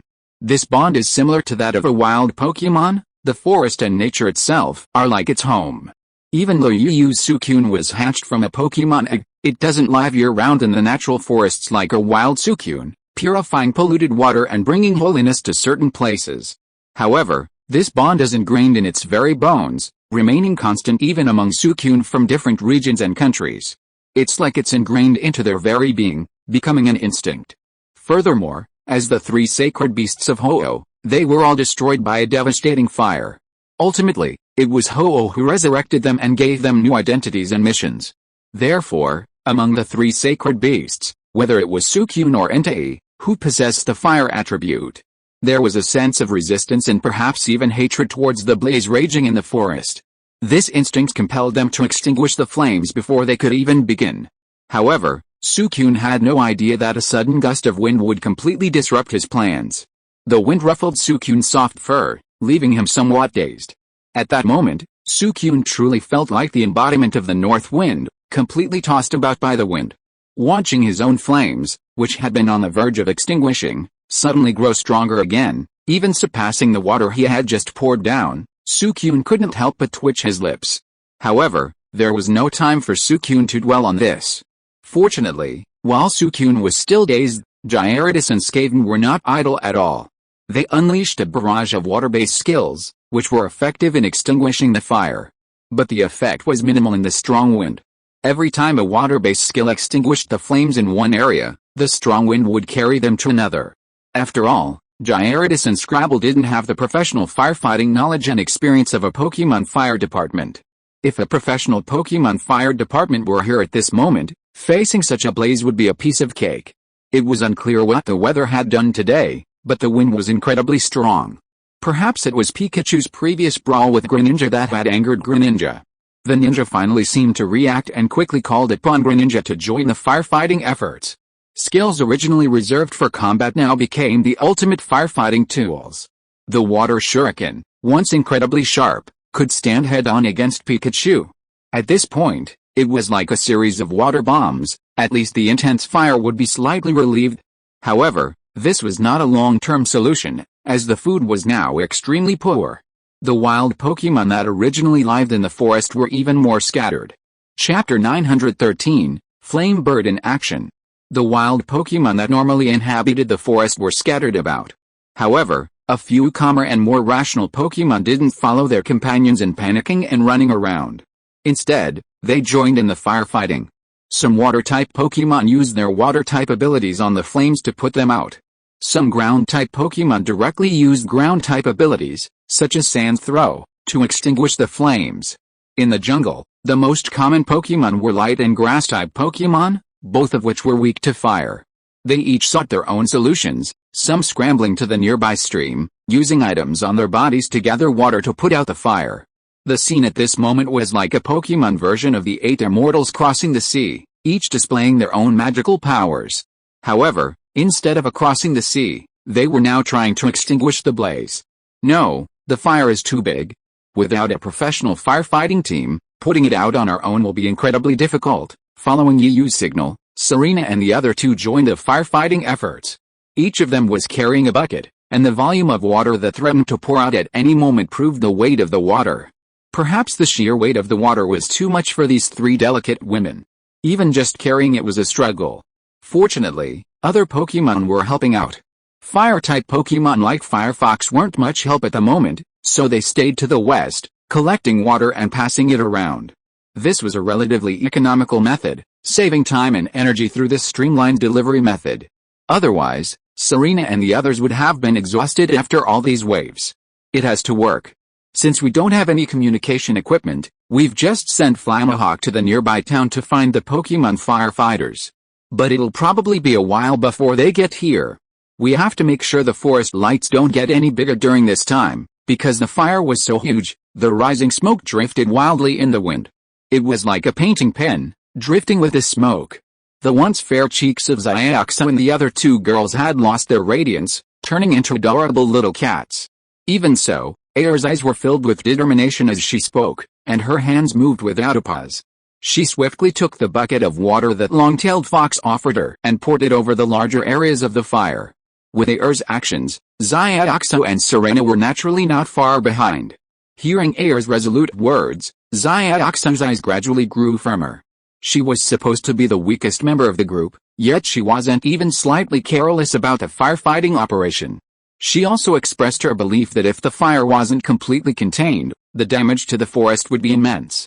Ayer is right. We've sent a distress letter to Flamahawk to find the nearest Pokémon fire department, but it'll take some time for them to arrive. If we can't contain the fire within that time, or if it spreads further, the Pokémon living nearby will be in dire straits. Their homes will be gone, and that would be truly tragic. Thank you, Snorlax. Xiaoxia finished pouring out her bucket of water just as Snorlax arrived with 2 more buckets. Seeing this, despite being so recently hatched, Snorlax was naturally larger. But even for Snorlax, carrying the 2 buckets seemed a bit too much. He was carrying the buckets with both hands, his body staggering as if drunk. But seeing this, Xiaoxia smiled heartily. Thank you, Snorlax. I'll give you a big chicken drumstick tonight. Meanwhile, his son and daughter were working tirelessly to stop and control the spread of the fire. Of course, Yu, a grown man, wasn't slacking off. Although he was still aching from the collision, it also showed how hard Greninja had hit Pikachu. Yu, as Pikachu's paw pad, was still feeling the pain. Although Yu could occasionally use his internal energy to recuperate, in this situation, he felt it was important to conserve some for emergencies. As the fire began to spread, some Pokémon were already affected. Although his expertise primarily focused on the art of the human body, and he had only a passing acquaintance with Pokémon medicine, his inner strength was a potent elixir, effective in everything. Yu, while not slacking off, didn't join the firefighting efforts. After all, the firefighting team was already large enough. One more person wouldn't make a difference, and one less wouldn't make a difference either. Instead of this, why not help rescue the wild Pokémon affected by the blaze? Therefore, Yu directly ordered Moltres, one of his 2 legendary beasts, to rescue the wild Pokémon trapped in the flames and unable to escape. After all, as a legendary fire beast, Moltres had experienced even hotter lava, let alone a mere flame. Furthermore, they wouldn't need to remain trapped in the flames for long. With Moltres' speed, rescuing the trapped Pokémon would only take a few seconds. Moltres did not disappoint Yu's expectations. It found several wild Pokémon trapped in the fire and rescued them all. Chapter 914 The Giant Crab Fainted. Moltres lived up to Yu's expectations, discovering several wild Pokémon trapped within the blaze and rescuing them. He then brought them to Yu, asking him to provide treatment and perhaps some emergency response equipment. Besides his own medical skills, the only thing he needed to do this was his dwindling internal energy. After all, who could he blame for not having any Pokémon that could help him heal? Not even one with healing abilities, so he had to do it himself. It's worth noting that Yu hadn't forgotten Ditto at all. Ditto had become a key player in the firefighting effort. Feeling the firefighting efforts weren't enough, Yu simply gave Ditto the transformation command. As for the target, it was undoubtedly a water-type Pokémon, and Blastoise, a Pokémon with exceptional firefighting abilities. Blastoise is undoubtedly the most commonly used and beloved Pokémon among firefighters. Its powerful firefighting abilities were immediately demonstrated. 2 barrels extended from its shell, accompanied by 2 continuous crackles. 2 thick water cannons gushed forth, extinguishing the raging flames. The firefighting effort proceeded methodically, with Moltres constantly appearing and leaping through the blaze. 10 minutes had already passed, and in those short minutes, the flames had already covered a significant area of the forest. However, thanks to the tireless efforts of the Pokémon and their trainers, the fire was finally extinguished. Perhaps it was heaven's mercy, unable to bear the consequences of harming the innocent wild Pokémon below, or perhaps heaven itself was moved by the peaceful coexistence of Pokémon and humans before its eyes. The whirring wind died down, and the surroundings grew quiet, save for the occasional crackle of burning wood and billowing smoke. Yu, I'm fine. Come over and check on the shrew. It's fainted. Just when everything had stabilized and the flames were about to die, Air arrived with extremely bad news. Yu felt a surge of anxiety, but then glanced at the shrew he was currently treating. He knew he couldn't afford to be distracted at that moment. He suppressed his worry, agreed, and hurriedly continued to check on the shrew's condition. It's true that fire and water are merciless. Especially not for a grass-type Pokémon with a natural fear of fire. This grass-type shrew was Moltres, who had recently been brought out of the flames. When Moltres brought the shrew out, it was already in dire straits.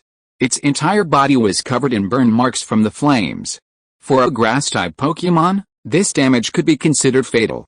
Since he wasn't a full-fledged Pokémon doctor, he could only resort to the simplest methods to help control the situation. Of course, besides channeling his internal energy, he could also spray the walking grass with burn medicine. But then, the most serious problem occurred. Too many wild Pokémon had been injured by the flames. Furthermore, the jungle was filled with grass and bug-type Pokémon, both of which were particularly susceptible to burns. Yu had already used up all the burn medicine he'd bought during their travels. Furthermore, due to the excessive internal energy he'd channeled into his body, he had very little left. There was really no other way to stabilize the walking grass's condition besides the burn medicine. Unless someone could find the fruit that could make burn medicine and have the walking grass take it, the situation could be stabilized. But in this situation, where could anyone find the fruit that could make burn medicine? While it was easy to find this kind of fruit in the jungle, given the local resources, it should be readily available anywhere in the forest. But the odds were incredibly low, and Yu didn't dare gamble. Besides, even if he did, he was unfamiliar with the jungle, so how could he possibly find the fruit that could make burn medicine? Walking the severely injured walking grass groaned in pain at Yu's request, its face a grimace of agony. Seeing this, Yu felt deeply distressed. After all, for a Pokemon lover, witnessing a Pokemon suffer was far more painful than anything else. Yu had even temporarily put the matter of the giant crab behind him. But even the best cook couldn't cook without the rice. Yu was momentarily unsure what to do. Although his progress had stalled, he continued to put out the fire. Fortunately, there were many water-type Pokemon in the stream. Their anxiety led many to gather and begin extinguishing the fire. Air and the others were now much more relaxed. Although they were still extinguishing the fire, the pace was less frantic, allowing them to at least take a short break. Knowing that they could rest, Air, upon noticing Yu's situation, didn't hesitate. Skillfully, she retrieved the crab's Pokeball from Yu's waist and retrieved the unconscious crab back into the Pokeball. When she reached Yu, she opened the Pokeball again and released the unconscious crab once more. As expected, even after being retracted into the Pokeball, the crab, when released again, didn't appear as energetic as it usually was during battle. The released giant crab was still in a coma. It no longer had the bubbles it used to spit out of its mouth, its eyes were tightly closed, and its huge claws drooped weakly to the side. Chapter 915 Diagnosis. Yu, I brought the scorpion here for you. Go check on it. It just fainted. There was no warning, and it scared us all. Air still felt a lingering fear as she spoke, fearing something might happen to the scorpion. At that moment, not only her, but even Xiaoxu and Serena were equally startled. Fortunately, Xiaoxu went up to check and confirmed that the scorpion was still alive, and they finally breathed a sigh of relief. As for why they had gone to all the trouble to go to Yu and take the scorpion's Pokeball, then put it back in their Pokeball and bring it here again, it was simply because the scorpion was so heavy. Even with the combined strength of the three girls, dragging it here would have been difficult. The commotion quickly attracted the attention of the ninja, who, upon realizing what was happening, immediately joined in on the firefighting. Unlike Serena, the three girls, who were frail, had no strength left. This ninja was at least able to fight Yu back and forth, proving the true extent of his power. He wasn't just borrowing 4 buckets from Xiaoxu, he was carrying them all by himself to stock up. He even incorporated ninjutsu into the firefighting, using water ninjutsu and various earth ninjutsu. What's wrong with you? While helping with the firefighting, the ninja also noticed that Yu and his team had a clear division of labor. Furthermore, given the previous unpleasantness from the battle, the ninja, once assured that nothing serious was going on, felt reassured and threw himself into the firefighting. He was even quite pleased that Yu didn't join the firefighting team, instead picking up the injured Pokemon. As previously mentioned, with the addition of wild Pokemon, especially the water-type Pokemon that live in streams, the firefighting team had expanded several times. What was needed now wasn't just a bunch of people blindly putting out a fire. Besides extinguishing and controlling the flames, there was also the task of rescuing the Pokemon trapped in the fire, and those injured by the flames. Yu had already anticipated this, and the ninja, too embarrassed to intervene, could only focus on putting out the fire on his own. But now, realizing something was amiss, the ninja rushed over. After all, regardless of the cause of the fire, this very forest held special meaning for him, and even for the villagers. Some of the wild Pokemon within were his childhood friends. Yu didn't hold back when the ninja questioned him, as this matter was incredibly important to him. And judging by the ninja's attire, he seemed familiar with the area. This was undoubtedly the best possible outcome for the situation. Because we're traveling, we'll restock at every city we visit. But the supplies aren't too much, after all. Traveling means we're running low on the Pokemon medicine we carry. Especially things like Pokemon burn medicine. Since we don't use it often, we only have a limited supply, but I didn't expect this to happen now. So many Pokemon have been burned, and the medicine is running low. As Yu spoke, he managed to keep the 3 walking grasses in his hand moving by channeling his inner energy. He finally had time to look at his giant crab. The crab looked nothing like the energetic one he'd just seen it. Its pale face was heartbreaking. Yu hurried forward to check on the crab. Fortunately, after a thorough examination, He concluded that the crab was simply exhausted from overexertion. It should recover after some rest. Despite this, Yu still found a blue tangerine from his stored ring. After all, compared to the effects of other fruits, the blue tangerine had a restorative effect on Pokemon. Alright, that's good. Let's give the crawler a good rest. He's just exhausted and a little weak. After explaining this to the still worried Koyuki and the other two, Yu once again confirmed the situation before returning it to its Pokeball. The ninja stood silently watching everything unfold, not interjecting. Seeing that Yu had finally completed his task, the ninja finally spoke up. You said you've run out of all the healing potions you had. Is there anything else you can do? Through his ninja uniform, Yu met the ninja's exposed eyes. He could clearly see the hope in them. Yu looked into those eyes, but for a moment, he didn't respond. He remained silent, as if lost in thought. Or perhaps he had thought of something. Seeing Yu staring intently at him, the ninja, though anxious, scratched his head uncomfortably. He quickly averted his gaze. He didn't know why, but whenever he met Yu's gaze, especially those eyes that shone like stars, he was deeply drawn in. It was like a silent black hole. At that moment, it felt as if there were no more secrets left to hide. Despite feeling strange and uneasy, the ninja remained silent, simply watching Yu, who stared at him in a daze. The ninja thought his words might have served as a reminder, giving Yu a solution to the problem, but it would take some time for him to fully flesh it out. Chapter 916 Rescue. Have you figured out a solution? Being stared at by a grown man like Yu made the ninja feel uncomfortable. He didn't think it was offensive at the moment and quickly interrupted the man's deep thoughts. Now the ninja had a vague suspicion that this wasn't meditation at all, but rather a daze. Reminded by the ninja, Yu finally realized his mistake and looked over subconsciously. Seeing the ninja's bewildered look, Yu felt a little relieved. I've thought of this solution, but it's a little difficult to implement. What solution? Tell me quickly, maybe I can help. Hearing that there was a solution, the ninja became extremely excited and quickly urged him to speak. Because most of the raw materials for making Pokemon medicine are made of natural fruits. Besides those fixed ingredients, there's actually a certain kind of fruit. A tree fruit can help alleviate the effects of burns. After Yu's reminder, the ninja reacted instantly. But Nangnan still seemed a little hesitant, asking uncertainly. Could this tree fruit you mentioned that can alleviate the effects of burns be the berry fruit? Seeing the ninja's familiar expression, Yu's face lit up. Yes, I'm talking about the berry fruit. But compared to more common fruits like the orchid, berry fruits are much harder to find. So I was wondering, there should be berry fruits in this forest. After all, this forest looks quite large. Yu then expressed his thoughts. The ninja couldn't help but burst out laughing after hearing Yu's speculation. Ha ha ha. I thought it was something else, but it turns out it's just about finding berry fruit. That's easy. I just happen to know where a berry fruit tree is. I'll go find it now. The ninja's style was perfectly in keeping with a ninja's image, decisive and efficient. Greninja, let's go. Let's go find berry fruit. After calling out to Greninja, they confirmed a direction and quickly ran in that direction. Greninja, Greninja shouted loudly, then immediately broke away from the firefighting team, chasing after its master. Greninja, hurry, or those injured Pokemon will be in danger. The ninja felt a certain amount of guilt. Although he wasn't entirely to blame for this incident, nor was he the only one responsible, he still bore at least a large portion of the responsibility. Elsewhere, Buzzbot had already delivered a distress letter to the Pokemon Fire Department and Pokemon Center in a nearby town.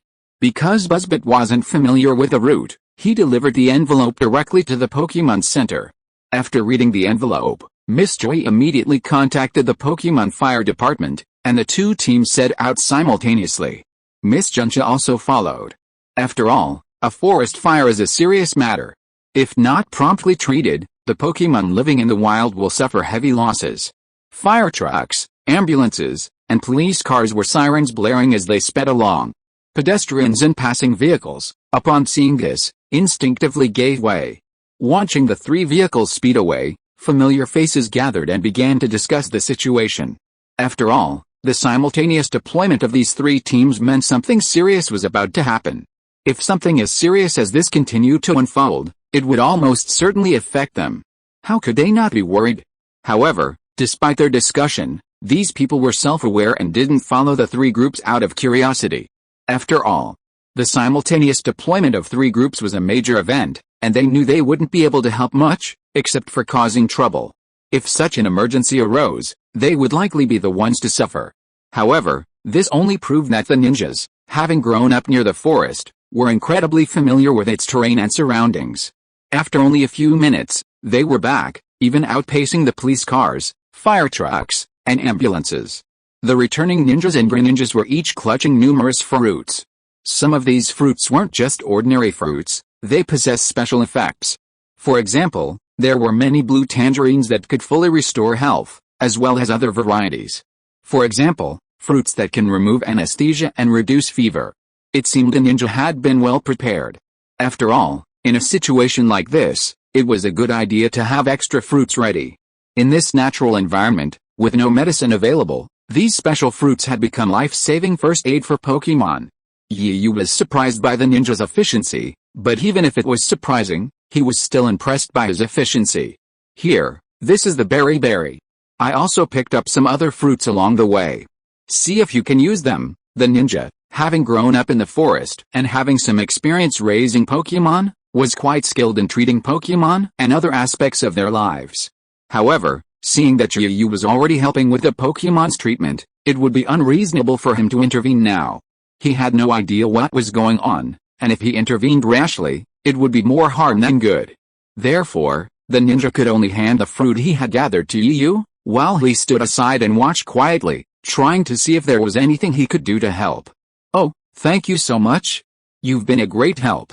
We didn't bring much supplies with us, and we're running low now.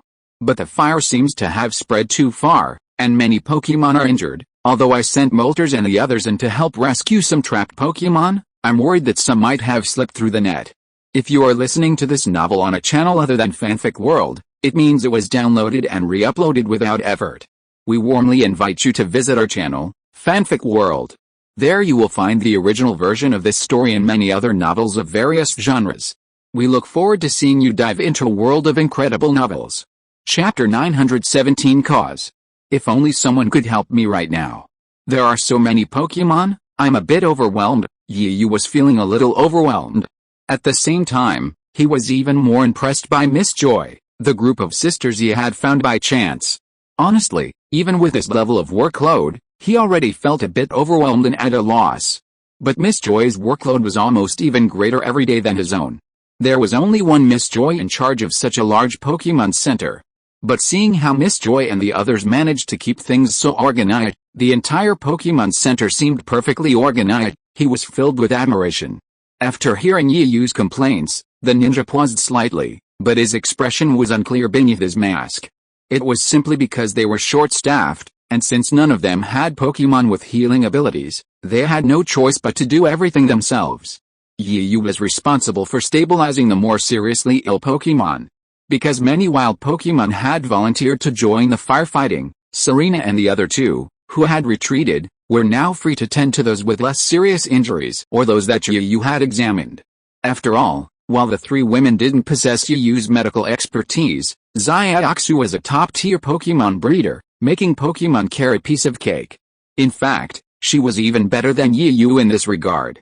"If that's the case, I'll help too," the ninja said at the right moment.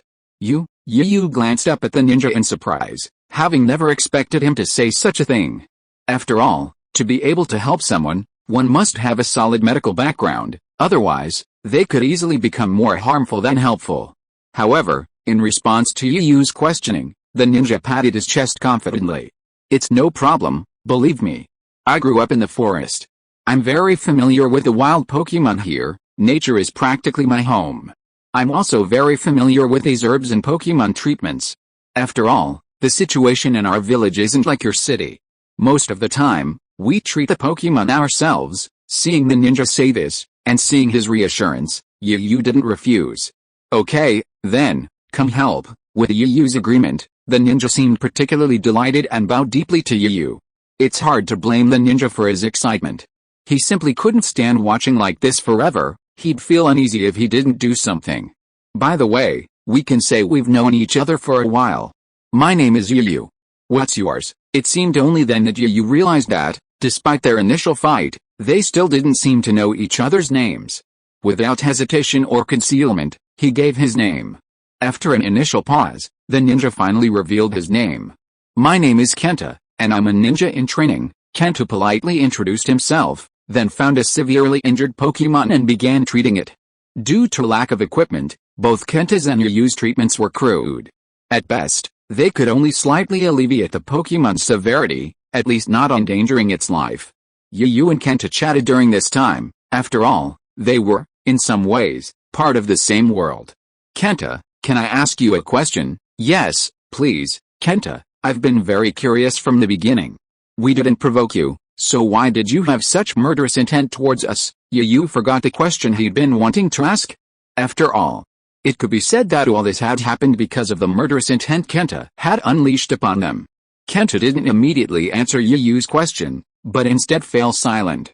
Yu wasn't in a hurry, nor did he urge them, continuing to help the injured Pokémon relieve their pain. Well, there's nothing to be ashamed of. It's really because of the village we live in. I initially thought you were one of those people, trying to get that thing. Kenta's slightly deep voice rang out. Yu was a little confused, but he continued to ask his questions. That group of people? Who are they? And what is that thing you're talking about? This time, Kenta remained silent for even longer.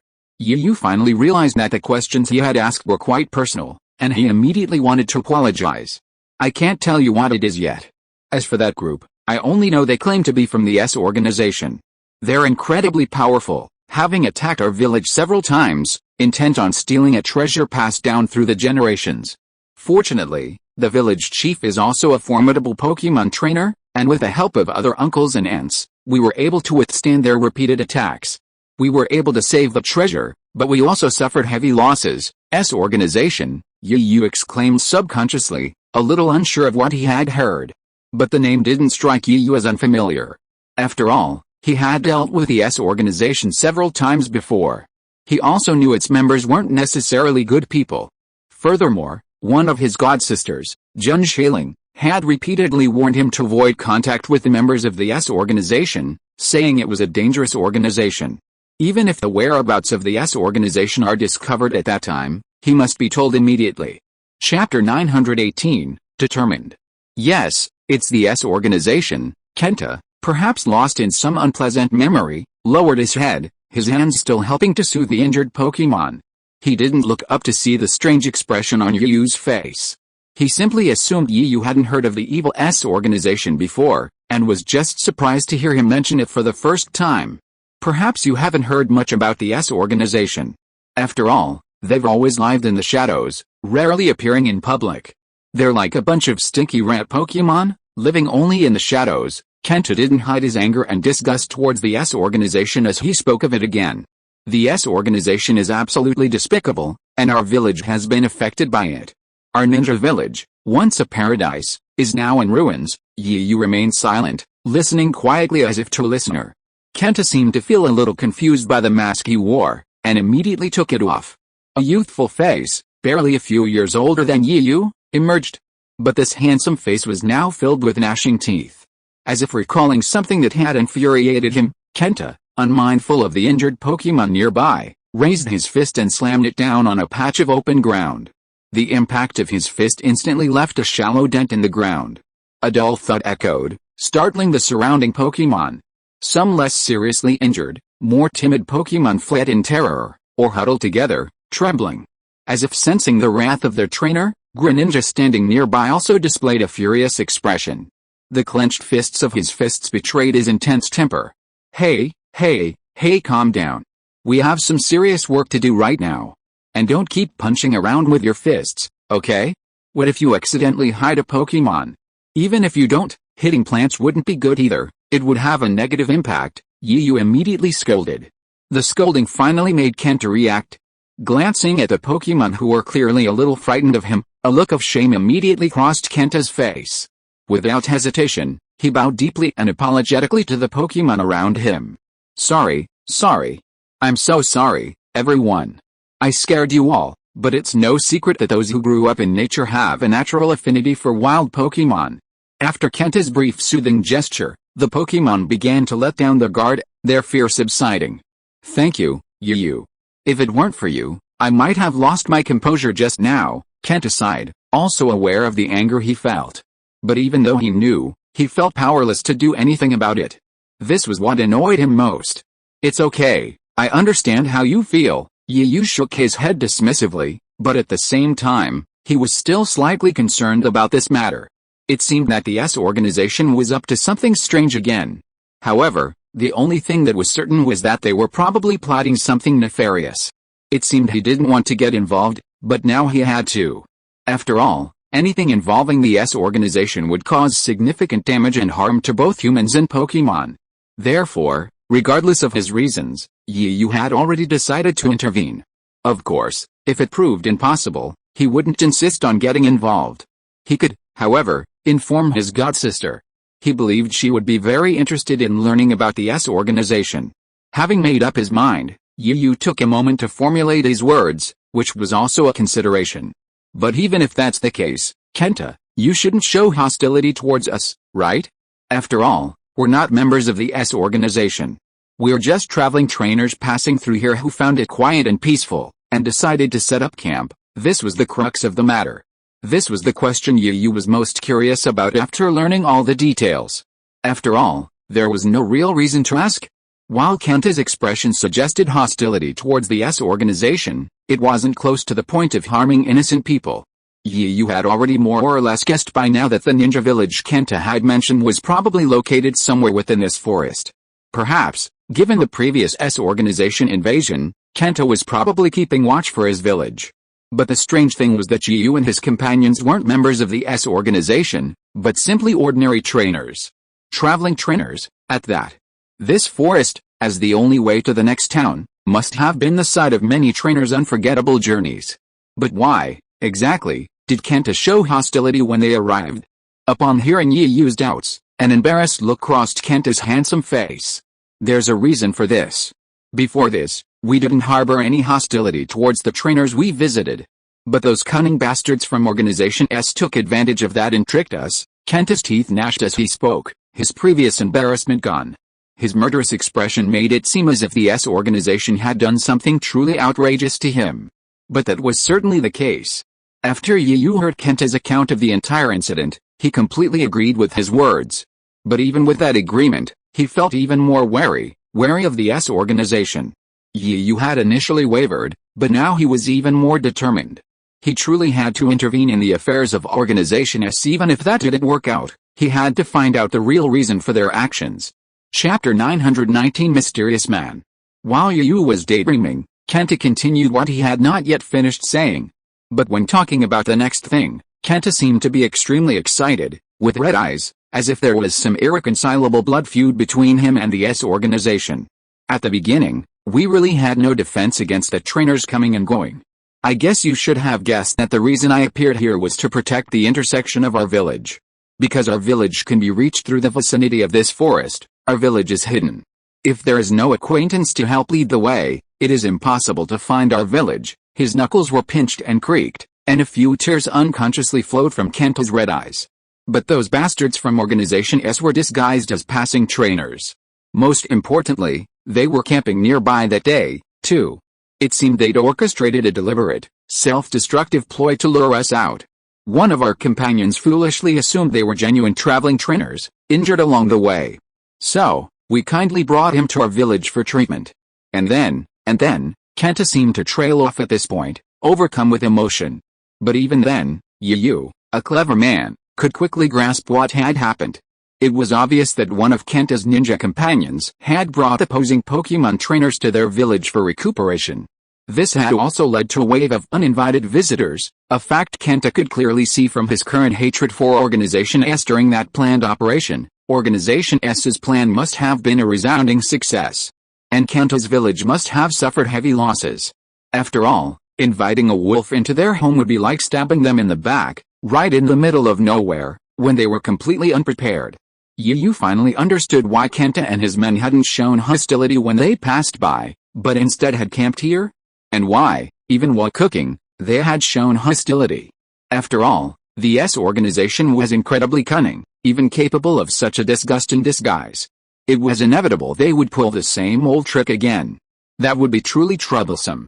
After all, once bitten, One fears the ropes for 10 years. It's always better to be prepared and cautious. That's not right.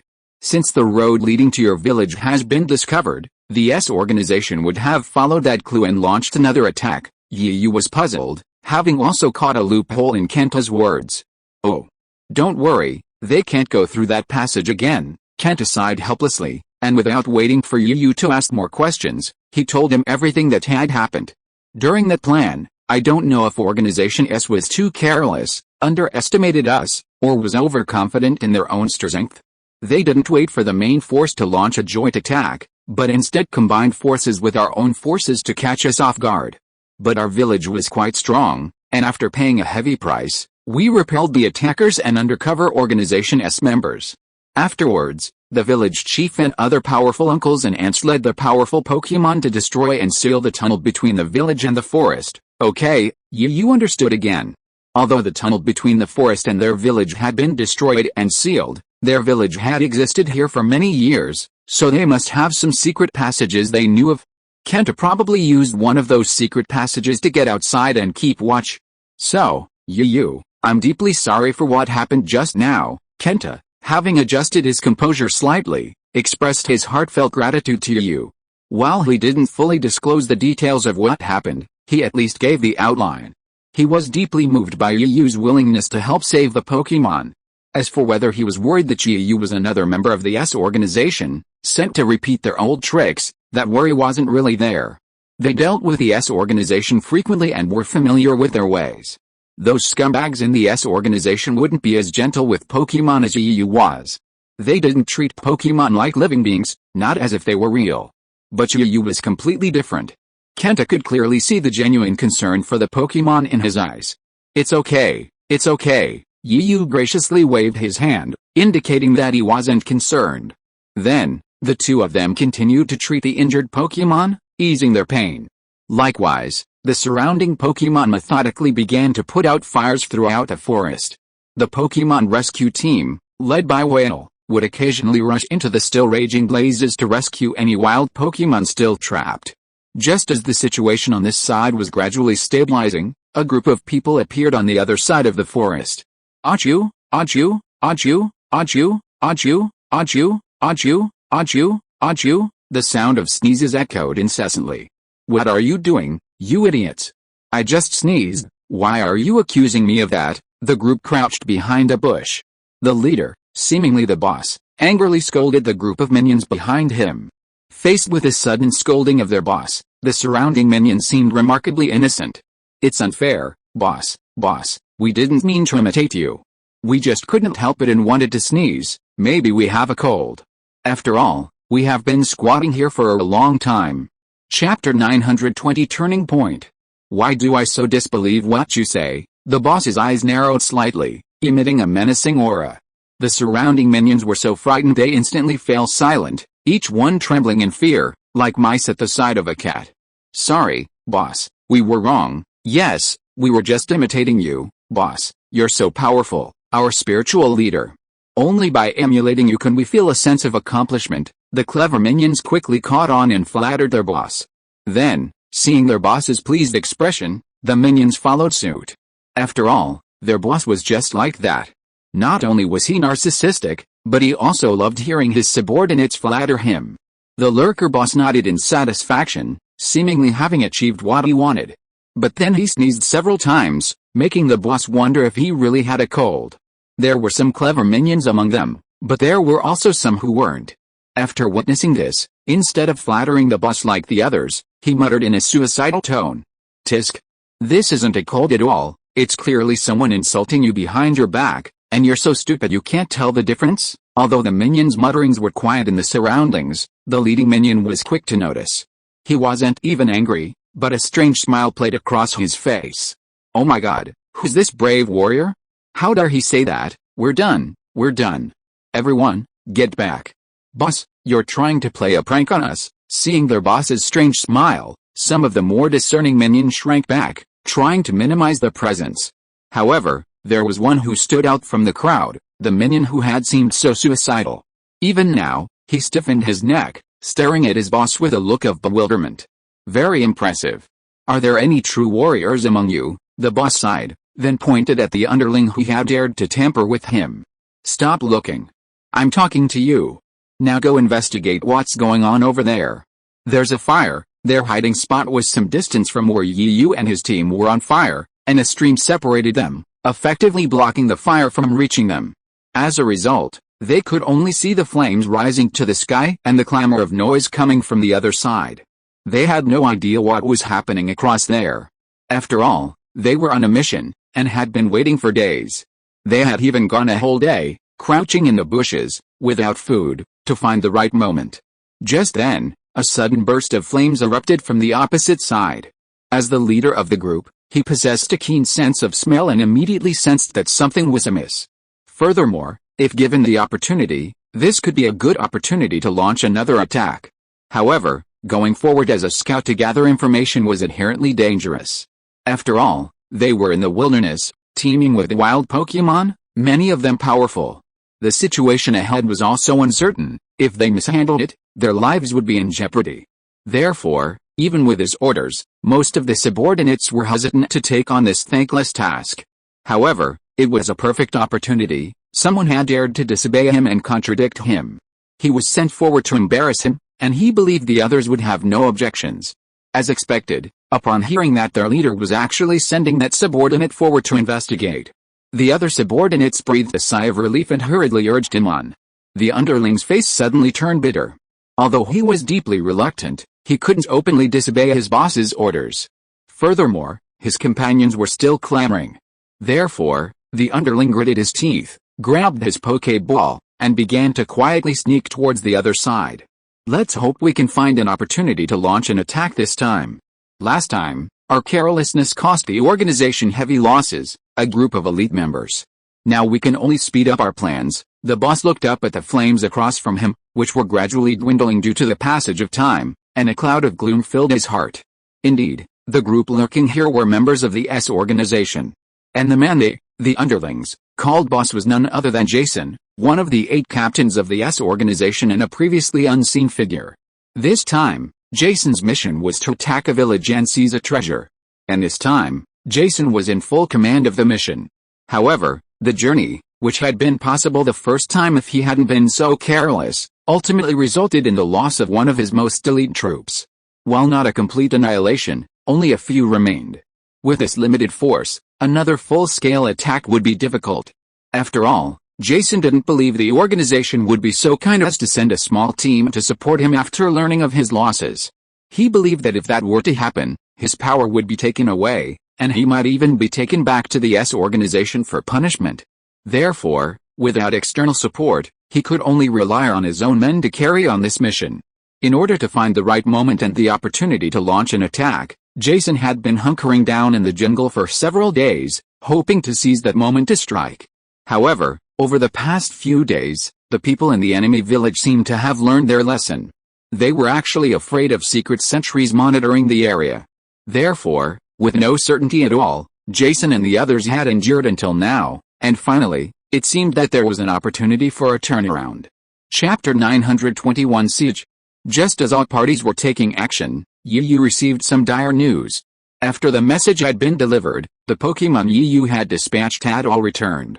Furthermore, after the announcement, Miss Joy, Miss Junsha, and the Pokemon Fire Brigade all needed to make adjustments. This resulted in them setting off later than the Pokemon. However, of the 3 groups dispatched, the Pokemon Fire Brigade was still the fastest. After all, they were legitimate Pokemon Fire Brigade teams, and facing such a fire, they naturally needed to act with the utmost speed. However, Yu's dispatched Pokemon didn't know the Pokemon Fire Brigade's location.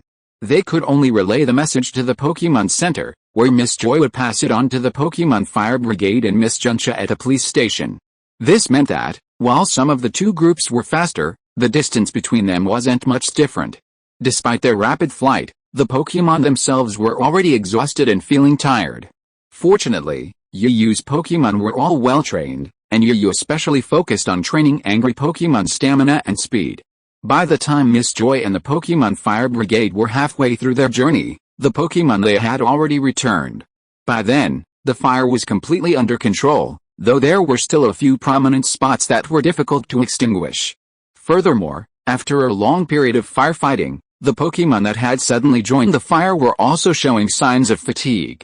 To sustain the firefighting efforts, the wild Pokémon needed to be given ample rest. However, if the Pokémon relaxed and rested, the fire, once suppressed, might flare up again. Therefore, Yu had to make additional arrangements. He reshuffled the Pokémon's roles, allowing some of the overly tired Pokémon to rest. Even just a few minutes of rest would be helpful. After all, with Pokémon's exceptional physical abilities, a few minutes of rest could help alleviate their fatigue. Among them, Yu's Pokémon presented a significant obstacle to the firefighting efforts. Yu showed no sign of shying away, simply allowing his Pokémon to rest. Earlier, Yu and Kanto had been battling over lunch, but they hadn't intentionally destroyed the food.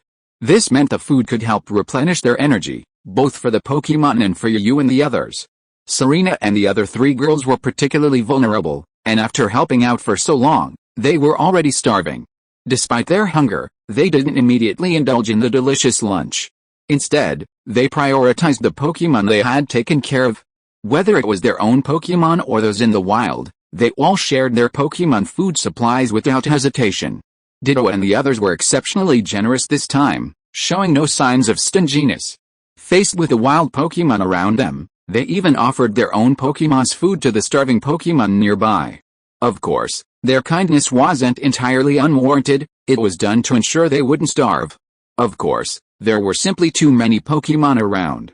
Serena and the others sometimes had insufficient Pokémon to share.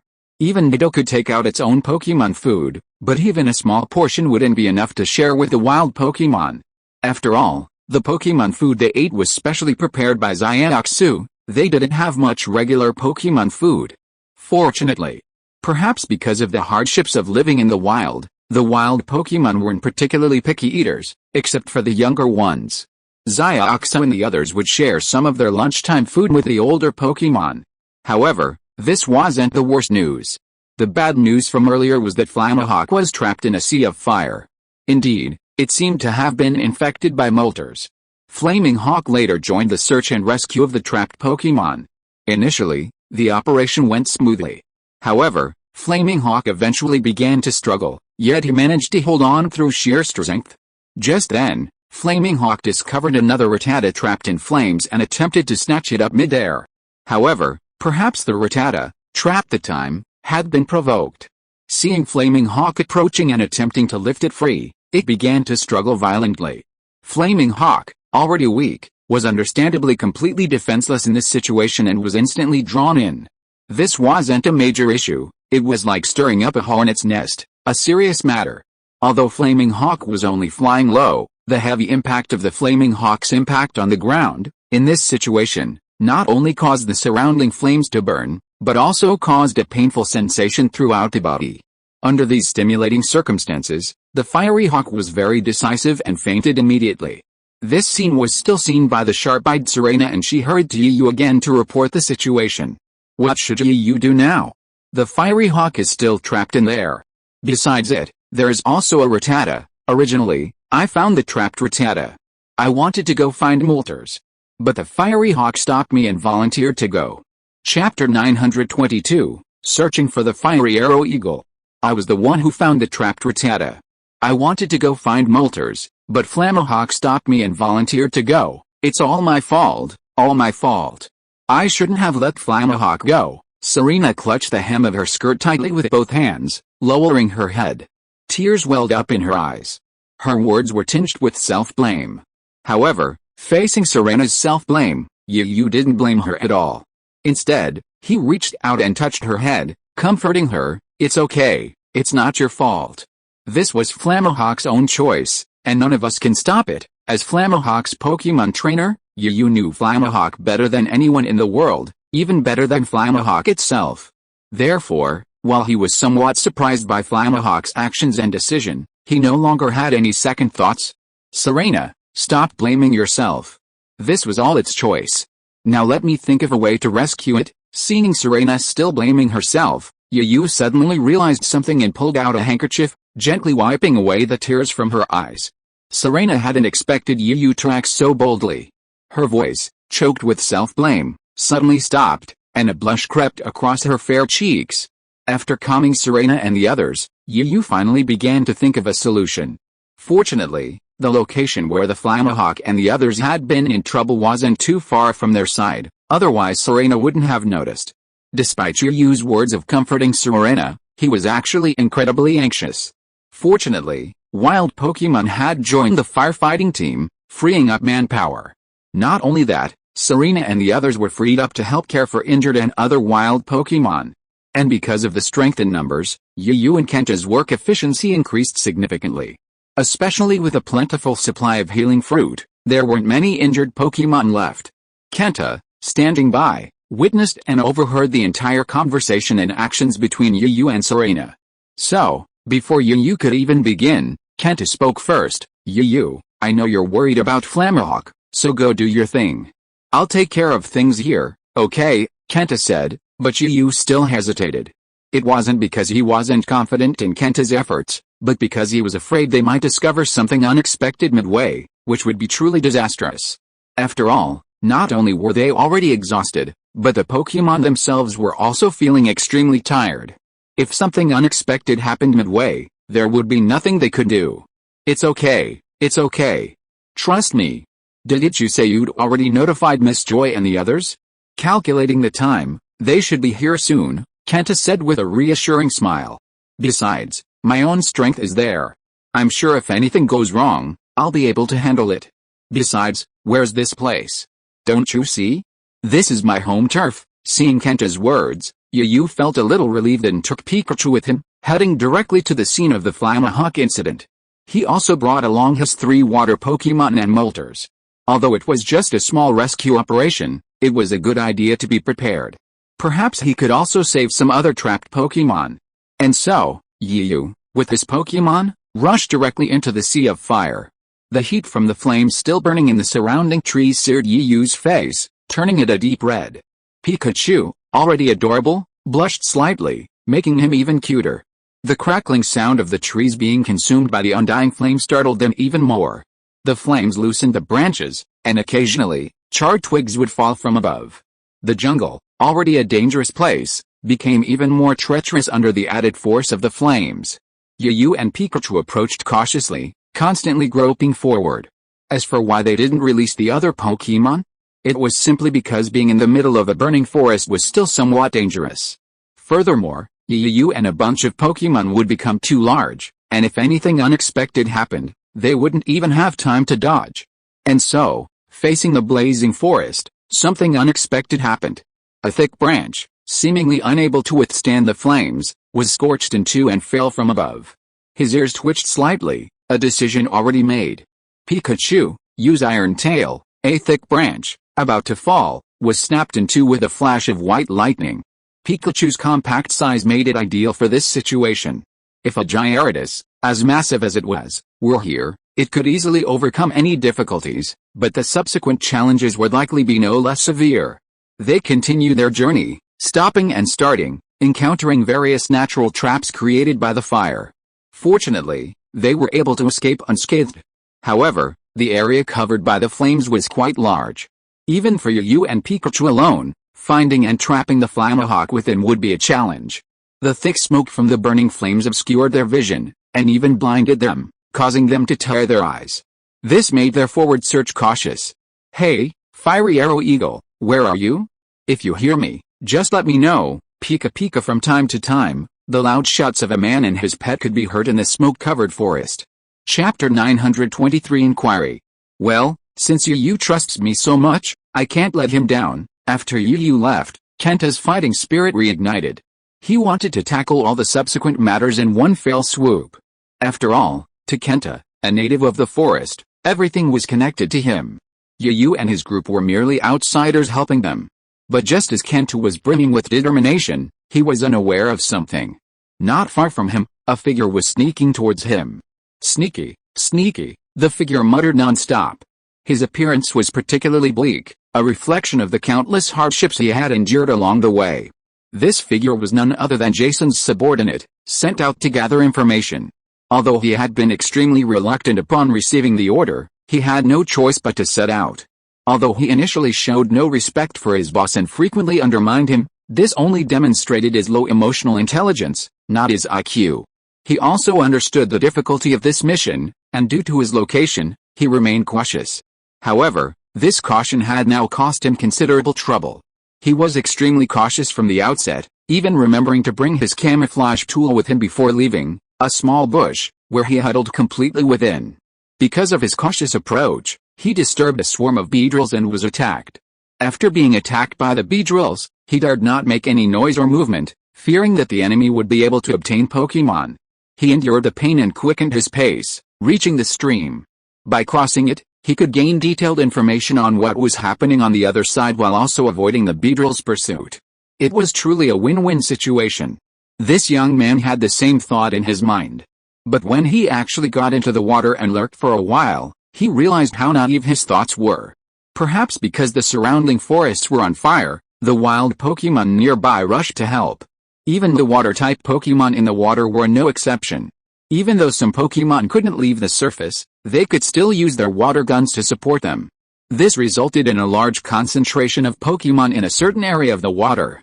Coincidentally, the area this young man had chosen to dive into happened to be where the largest Pokémon concentration was.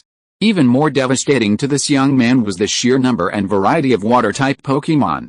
Besides ubiquitous water Pokémon like Magikarp, this small stream also harbored many water-type Pokémon like Sharptooth fish, which couldn't come onto land. Diving in a place where Sharptooth fish were gathered would have unforeseen consequences. This young man was covered in wounds.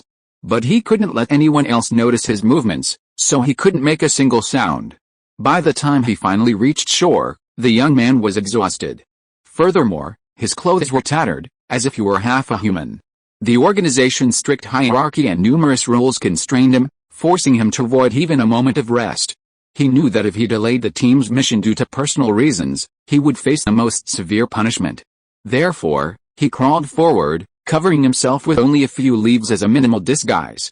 It's true, perhaps, that the harsh and perverse system of the S organization gave rise to this young man's incredible willpower.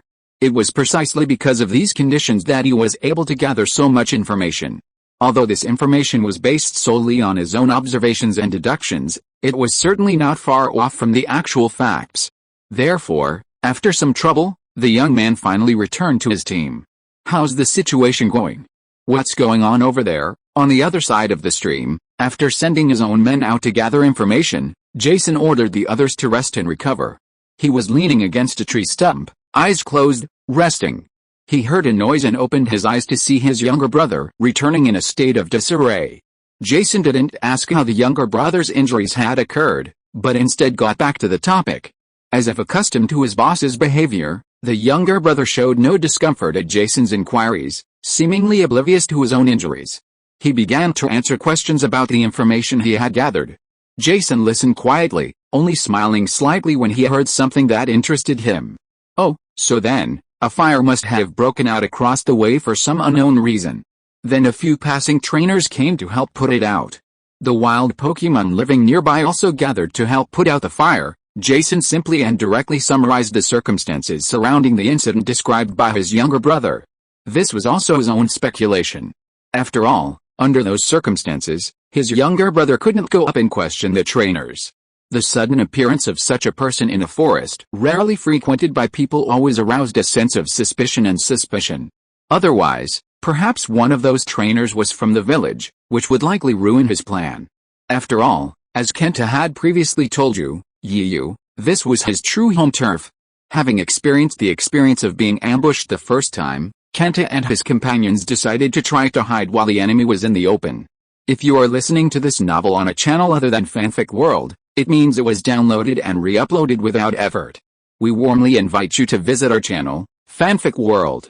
There you will find the original version of this story and many other novels of various genres. We look forward to seeing you dive into a world of incredible novels. Chapter 924, Insufficient Resources. This might be a good opportunity for me. Those people claim to be the guardians of the forest, and now that the forest is on fire, I'm sure they won't sit idly by. Jason stroked his slightly stubbled chin and began to think about whether he could use this incident to achieve some effect, or even implement his plan. However, after such careful consideration, Jason actually found a few loopholes in this incident. Doesn't the village call itself a ninja village? Then wouldn't the most standard Pokemon in a ninja village be something like Greninja? As if he had figured it out, Jason looked back at his apprehensive younger brother. Hey, since you've already gone to investigate, have you spotted any Greninja around here? Greninja? I actually saw one back then. It seemed to be following a trainer, like one of his Pokemon. Wow, it's such a fuss to finally find something. It seems like the heavens are working for us to succeed. Jason's thoughts became even more certain after receiving the confirmation. After the initial excitement, Jason, worthy of being one of the 8 captains, possessed an unusual temperament. He immediately forced himself to calm down and began to think about his battle plan. After all, this was a once-in-a-lifetime opportunity for him. If he missed it, he might never get it again. He had to seize it. He would focus all his strength on this opportunity and strive for a decisive victory. Gather, everyone. Come here. I'll start arranging the battle mission now. The members of Organization S quickly gathered, demonstrating Jason's immense prestige within the team. Now, your mission begins. Capture the trainer who possesses Greninja. Jason's words were concise and straightforward, cutting straight to the point. Since they already knew the ninja village's common Pokemon was Greninja, Greninja's trainer must be from that village. Therefore, if they could capture that person, wouldn't it be easy to find the entrance to the village?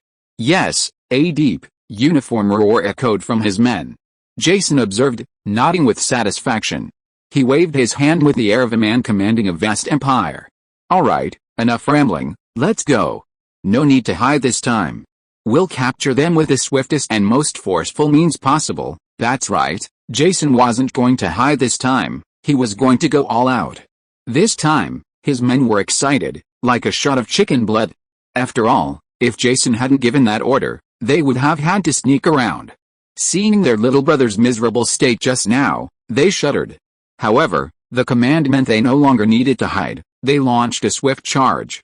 With cries of terror, they leaped from their hiding places in the brush. Charge. Meanwhile, on the other side of the stream, neither Kanto nor his Greninja noticed the impending danger. They continued to help the injured Pokemon. However, as time passed, they hadn't eaten lunch in the first place, and the strenuous labor had left them feeling rather hungry.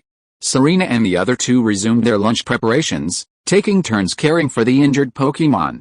Meanwhile, the Pokemon like Fiery Fox, taking advantage of their master's busy schedules, stepped in to take care of the Pokemon. They often shared their long-stored snacks with injured Pokemon or those fatigued from overuse. Everything seemed so harmonious. If it weren't for the burning flames, it would have been a truly idyllic scene. What should we do? Xiaoxu? We seem to be running low on food. I just checked our backpacks. We've already taken out most of the Pokemon food. The remaining vegetables are enough to make a few salads. And there's still a few snacks. After all, there were simply too many Pokemon here, and Serena and the others couldn't ignore them all. Therefore, the supplies in their backpacks were being depleted exponentially. If they didn't leave this forest and reach the next town to resupply, they would likely have to forage for game for the rest of their journey. Of course, after this wave of consumption, the supplies and food in their backpacks were running low. It was no wonder that Air and Serena were so anxious.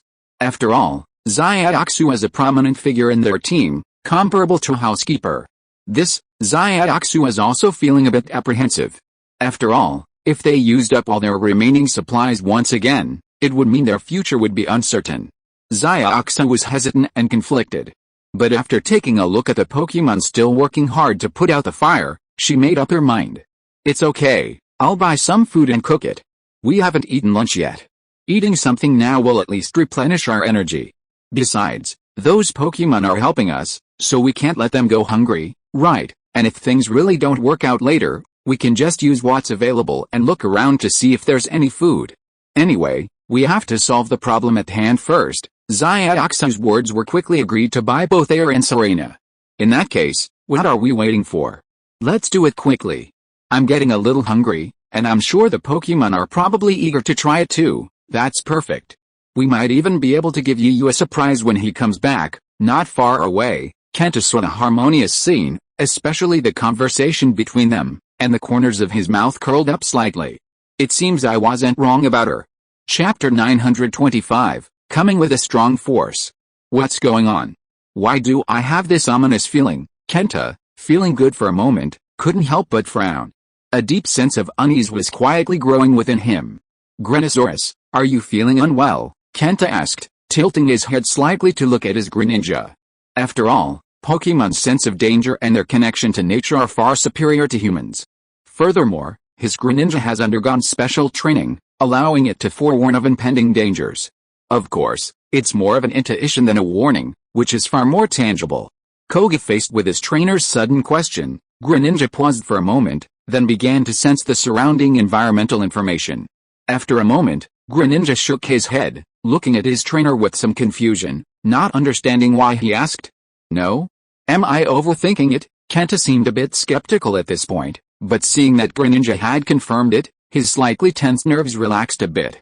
"Never mind, maybe I'm overthinking it. Greninja, go get me some more fruit." Glancing at the few remaining fruit beside him, Kanto immediately instructed Greninja. Koga Greninja agreed and walked towards the nearby storage area. However, just as Greninja was walking towards the nearby storage area, its ears twitched slightly. Its eyes were suspiciously directed in a certain direction, a look of vigilance in them. Because just now, Greninja had heard the sound of chaotic footsteps and a slightly noisy shouting coming from a certain direction.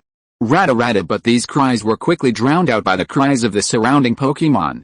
Still a little skeptical, Greninja didn't leave immediately, standing there quietly listening. But after that, no sound was heard, aside from the occasional breeze and the Pokemon's cries. A minute or two later, Greninja, having confirmed that he'd probably misheard, shook his head, chuckling at himself for being so paranoid. Just a moment ago, he'd thought his trainer was suspicious, but he hadn't expected himself to be so paranoid now. It seemed his trainer's presence would influence him. These Pokemon were right. He'd unknowingly become so much like his trainer.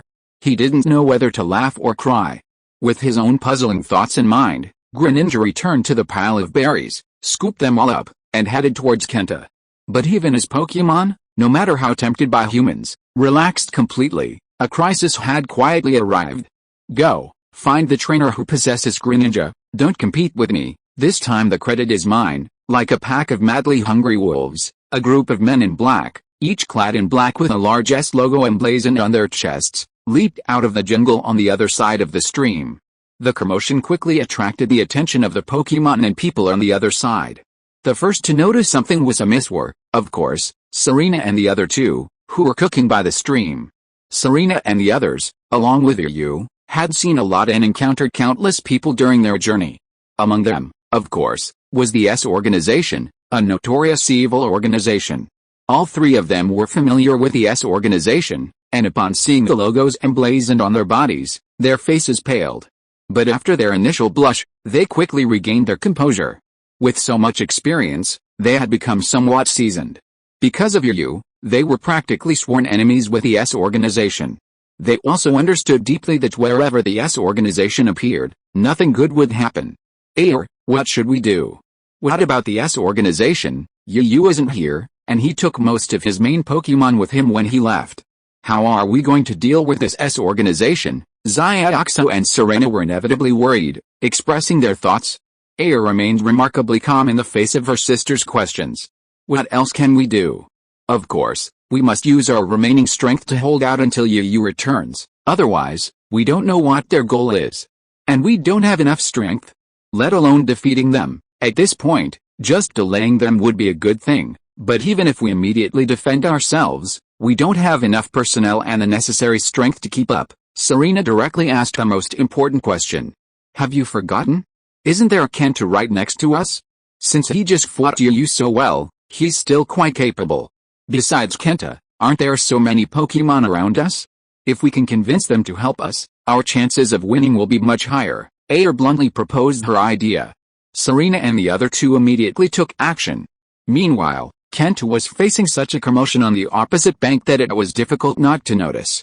Seeing the aggressive S organization approaching, Kanto's heart skipped a beat, a feeling of unease. Was he already exposed? And judging by their determined and aggressive demeanor, it looked like his escape would be difficult this time. But these scumbags arrived just in time. It saved me the trouble of searching for you. Let me have a good fight with you and avenge my brothers and the Pokemon who fought alongside them. Kanto was particularly excited at this moment because he saw his enemy again. However, He still had his wits about him and immediately gave the order, Greninja, prepare to fight. End of this chapter. Thank you so much for reading until the end. Don't forget to give it a like. Looking for more exclusive content and immediate access? Subscribe to our Patreon. Remember, every like, subscription or donation encourages us to continue. Thank you all. See you in the next video.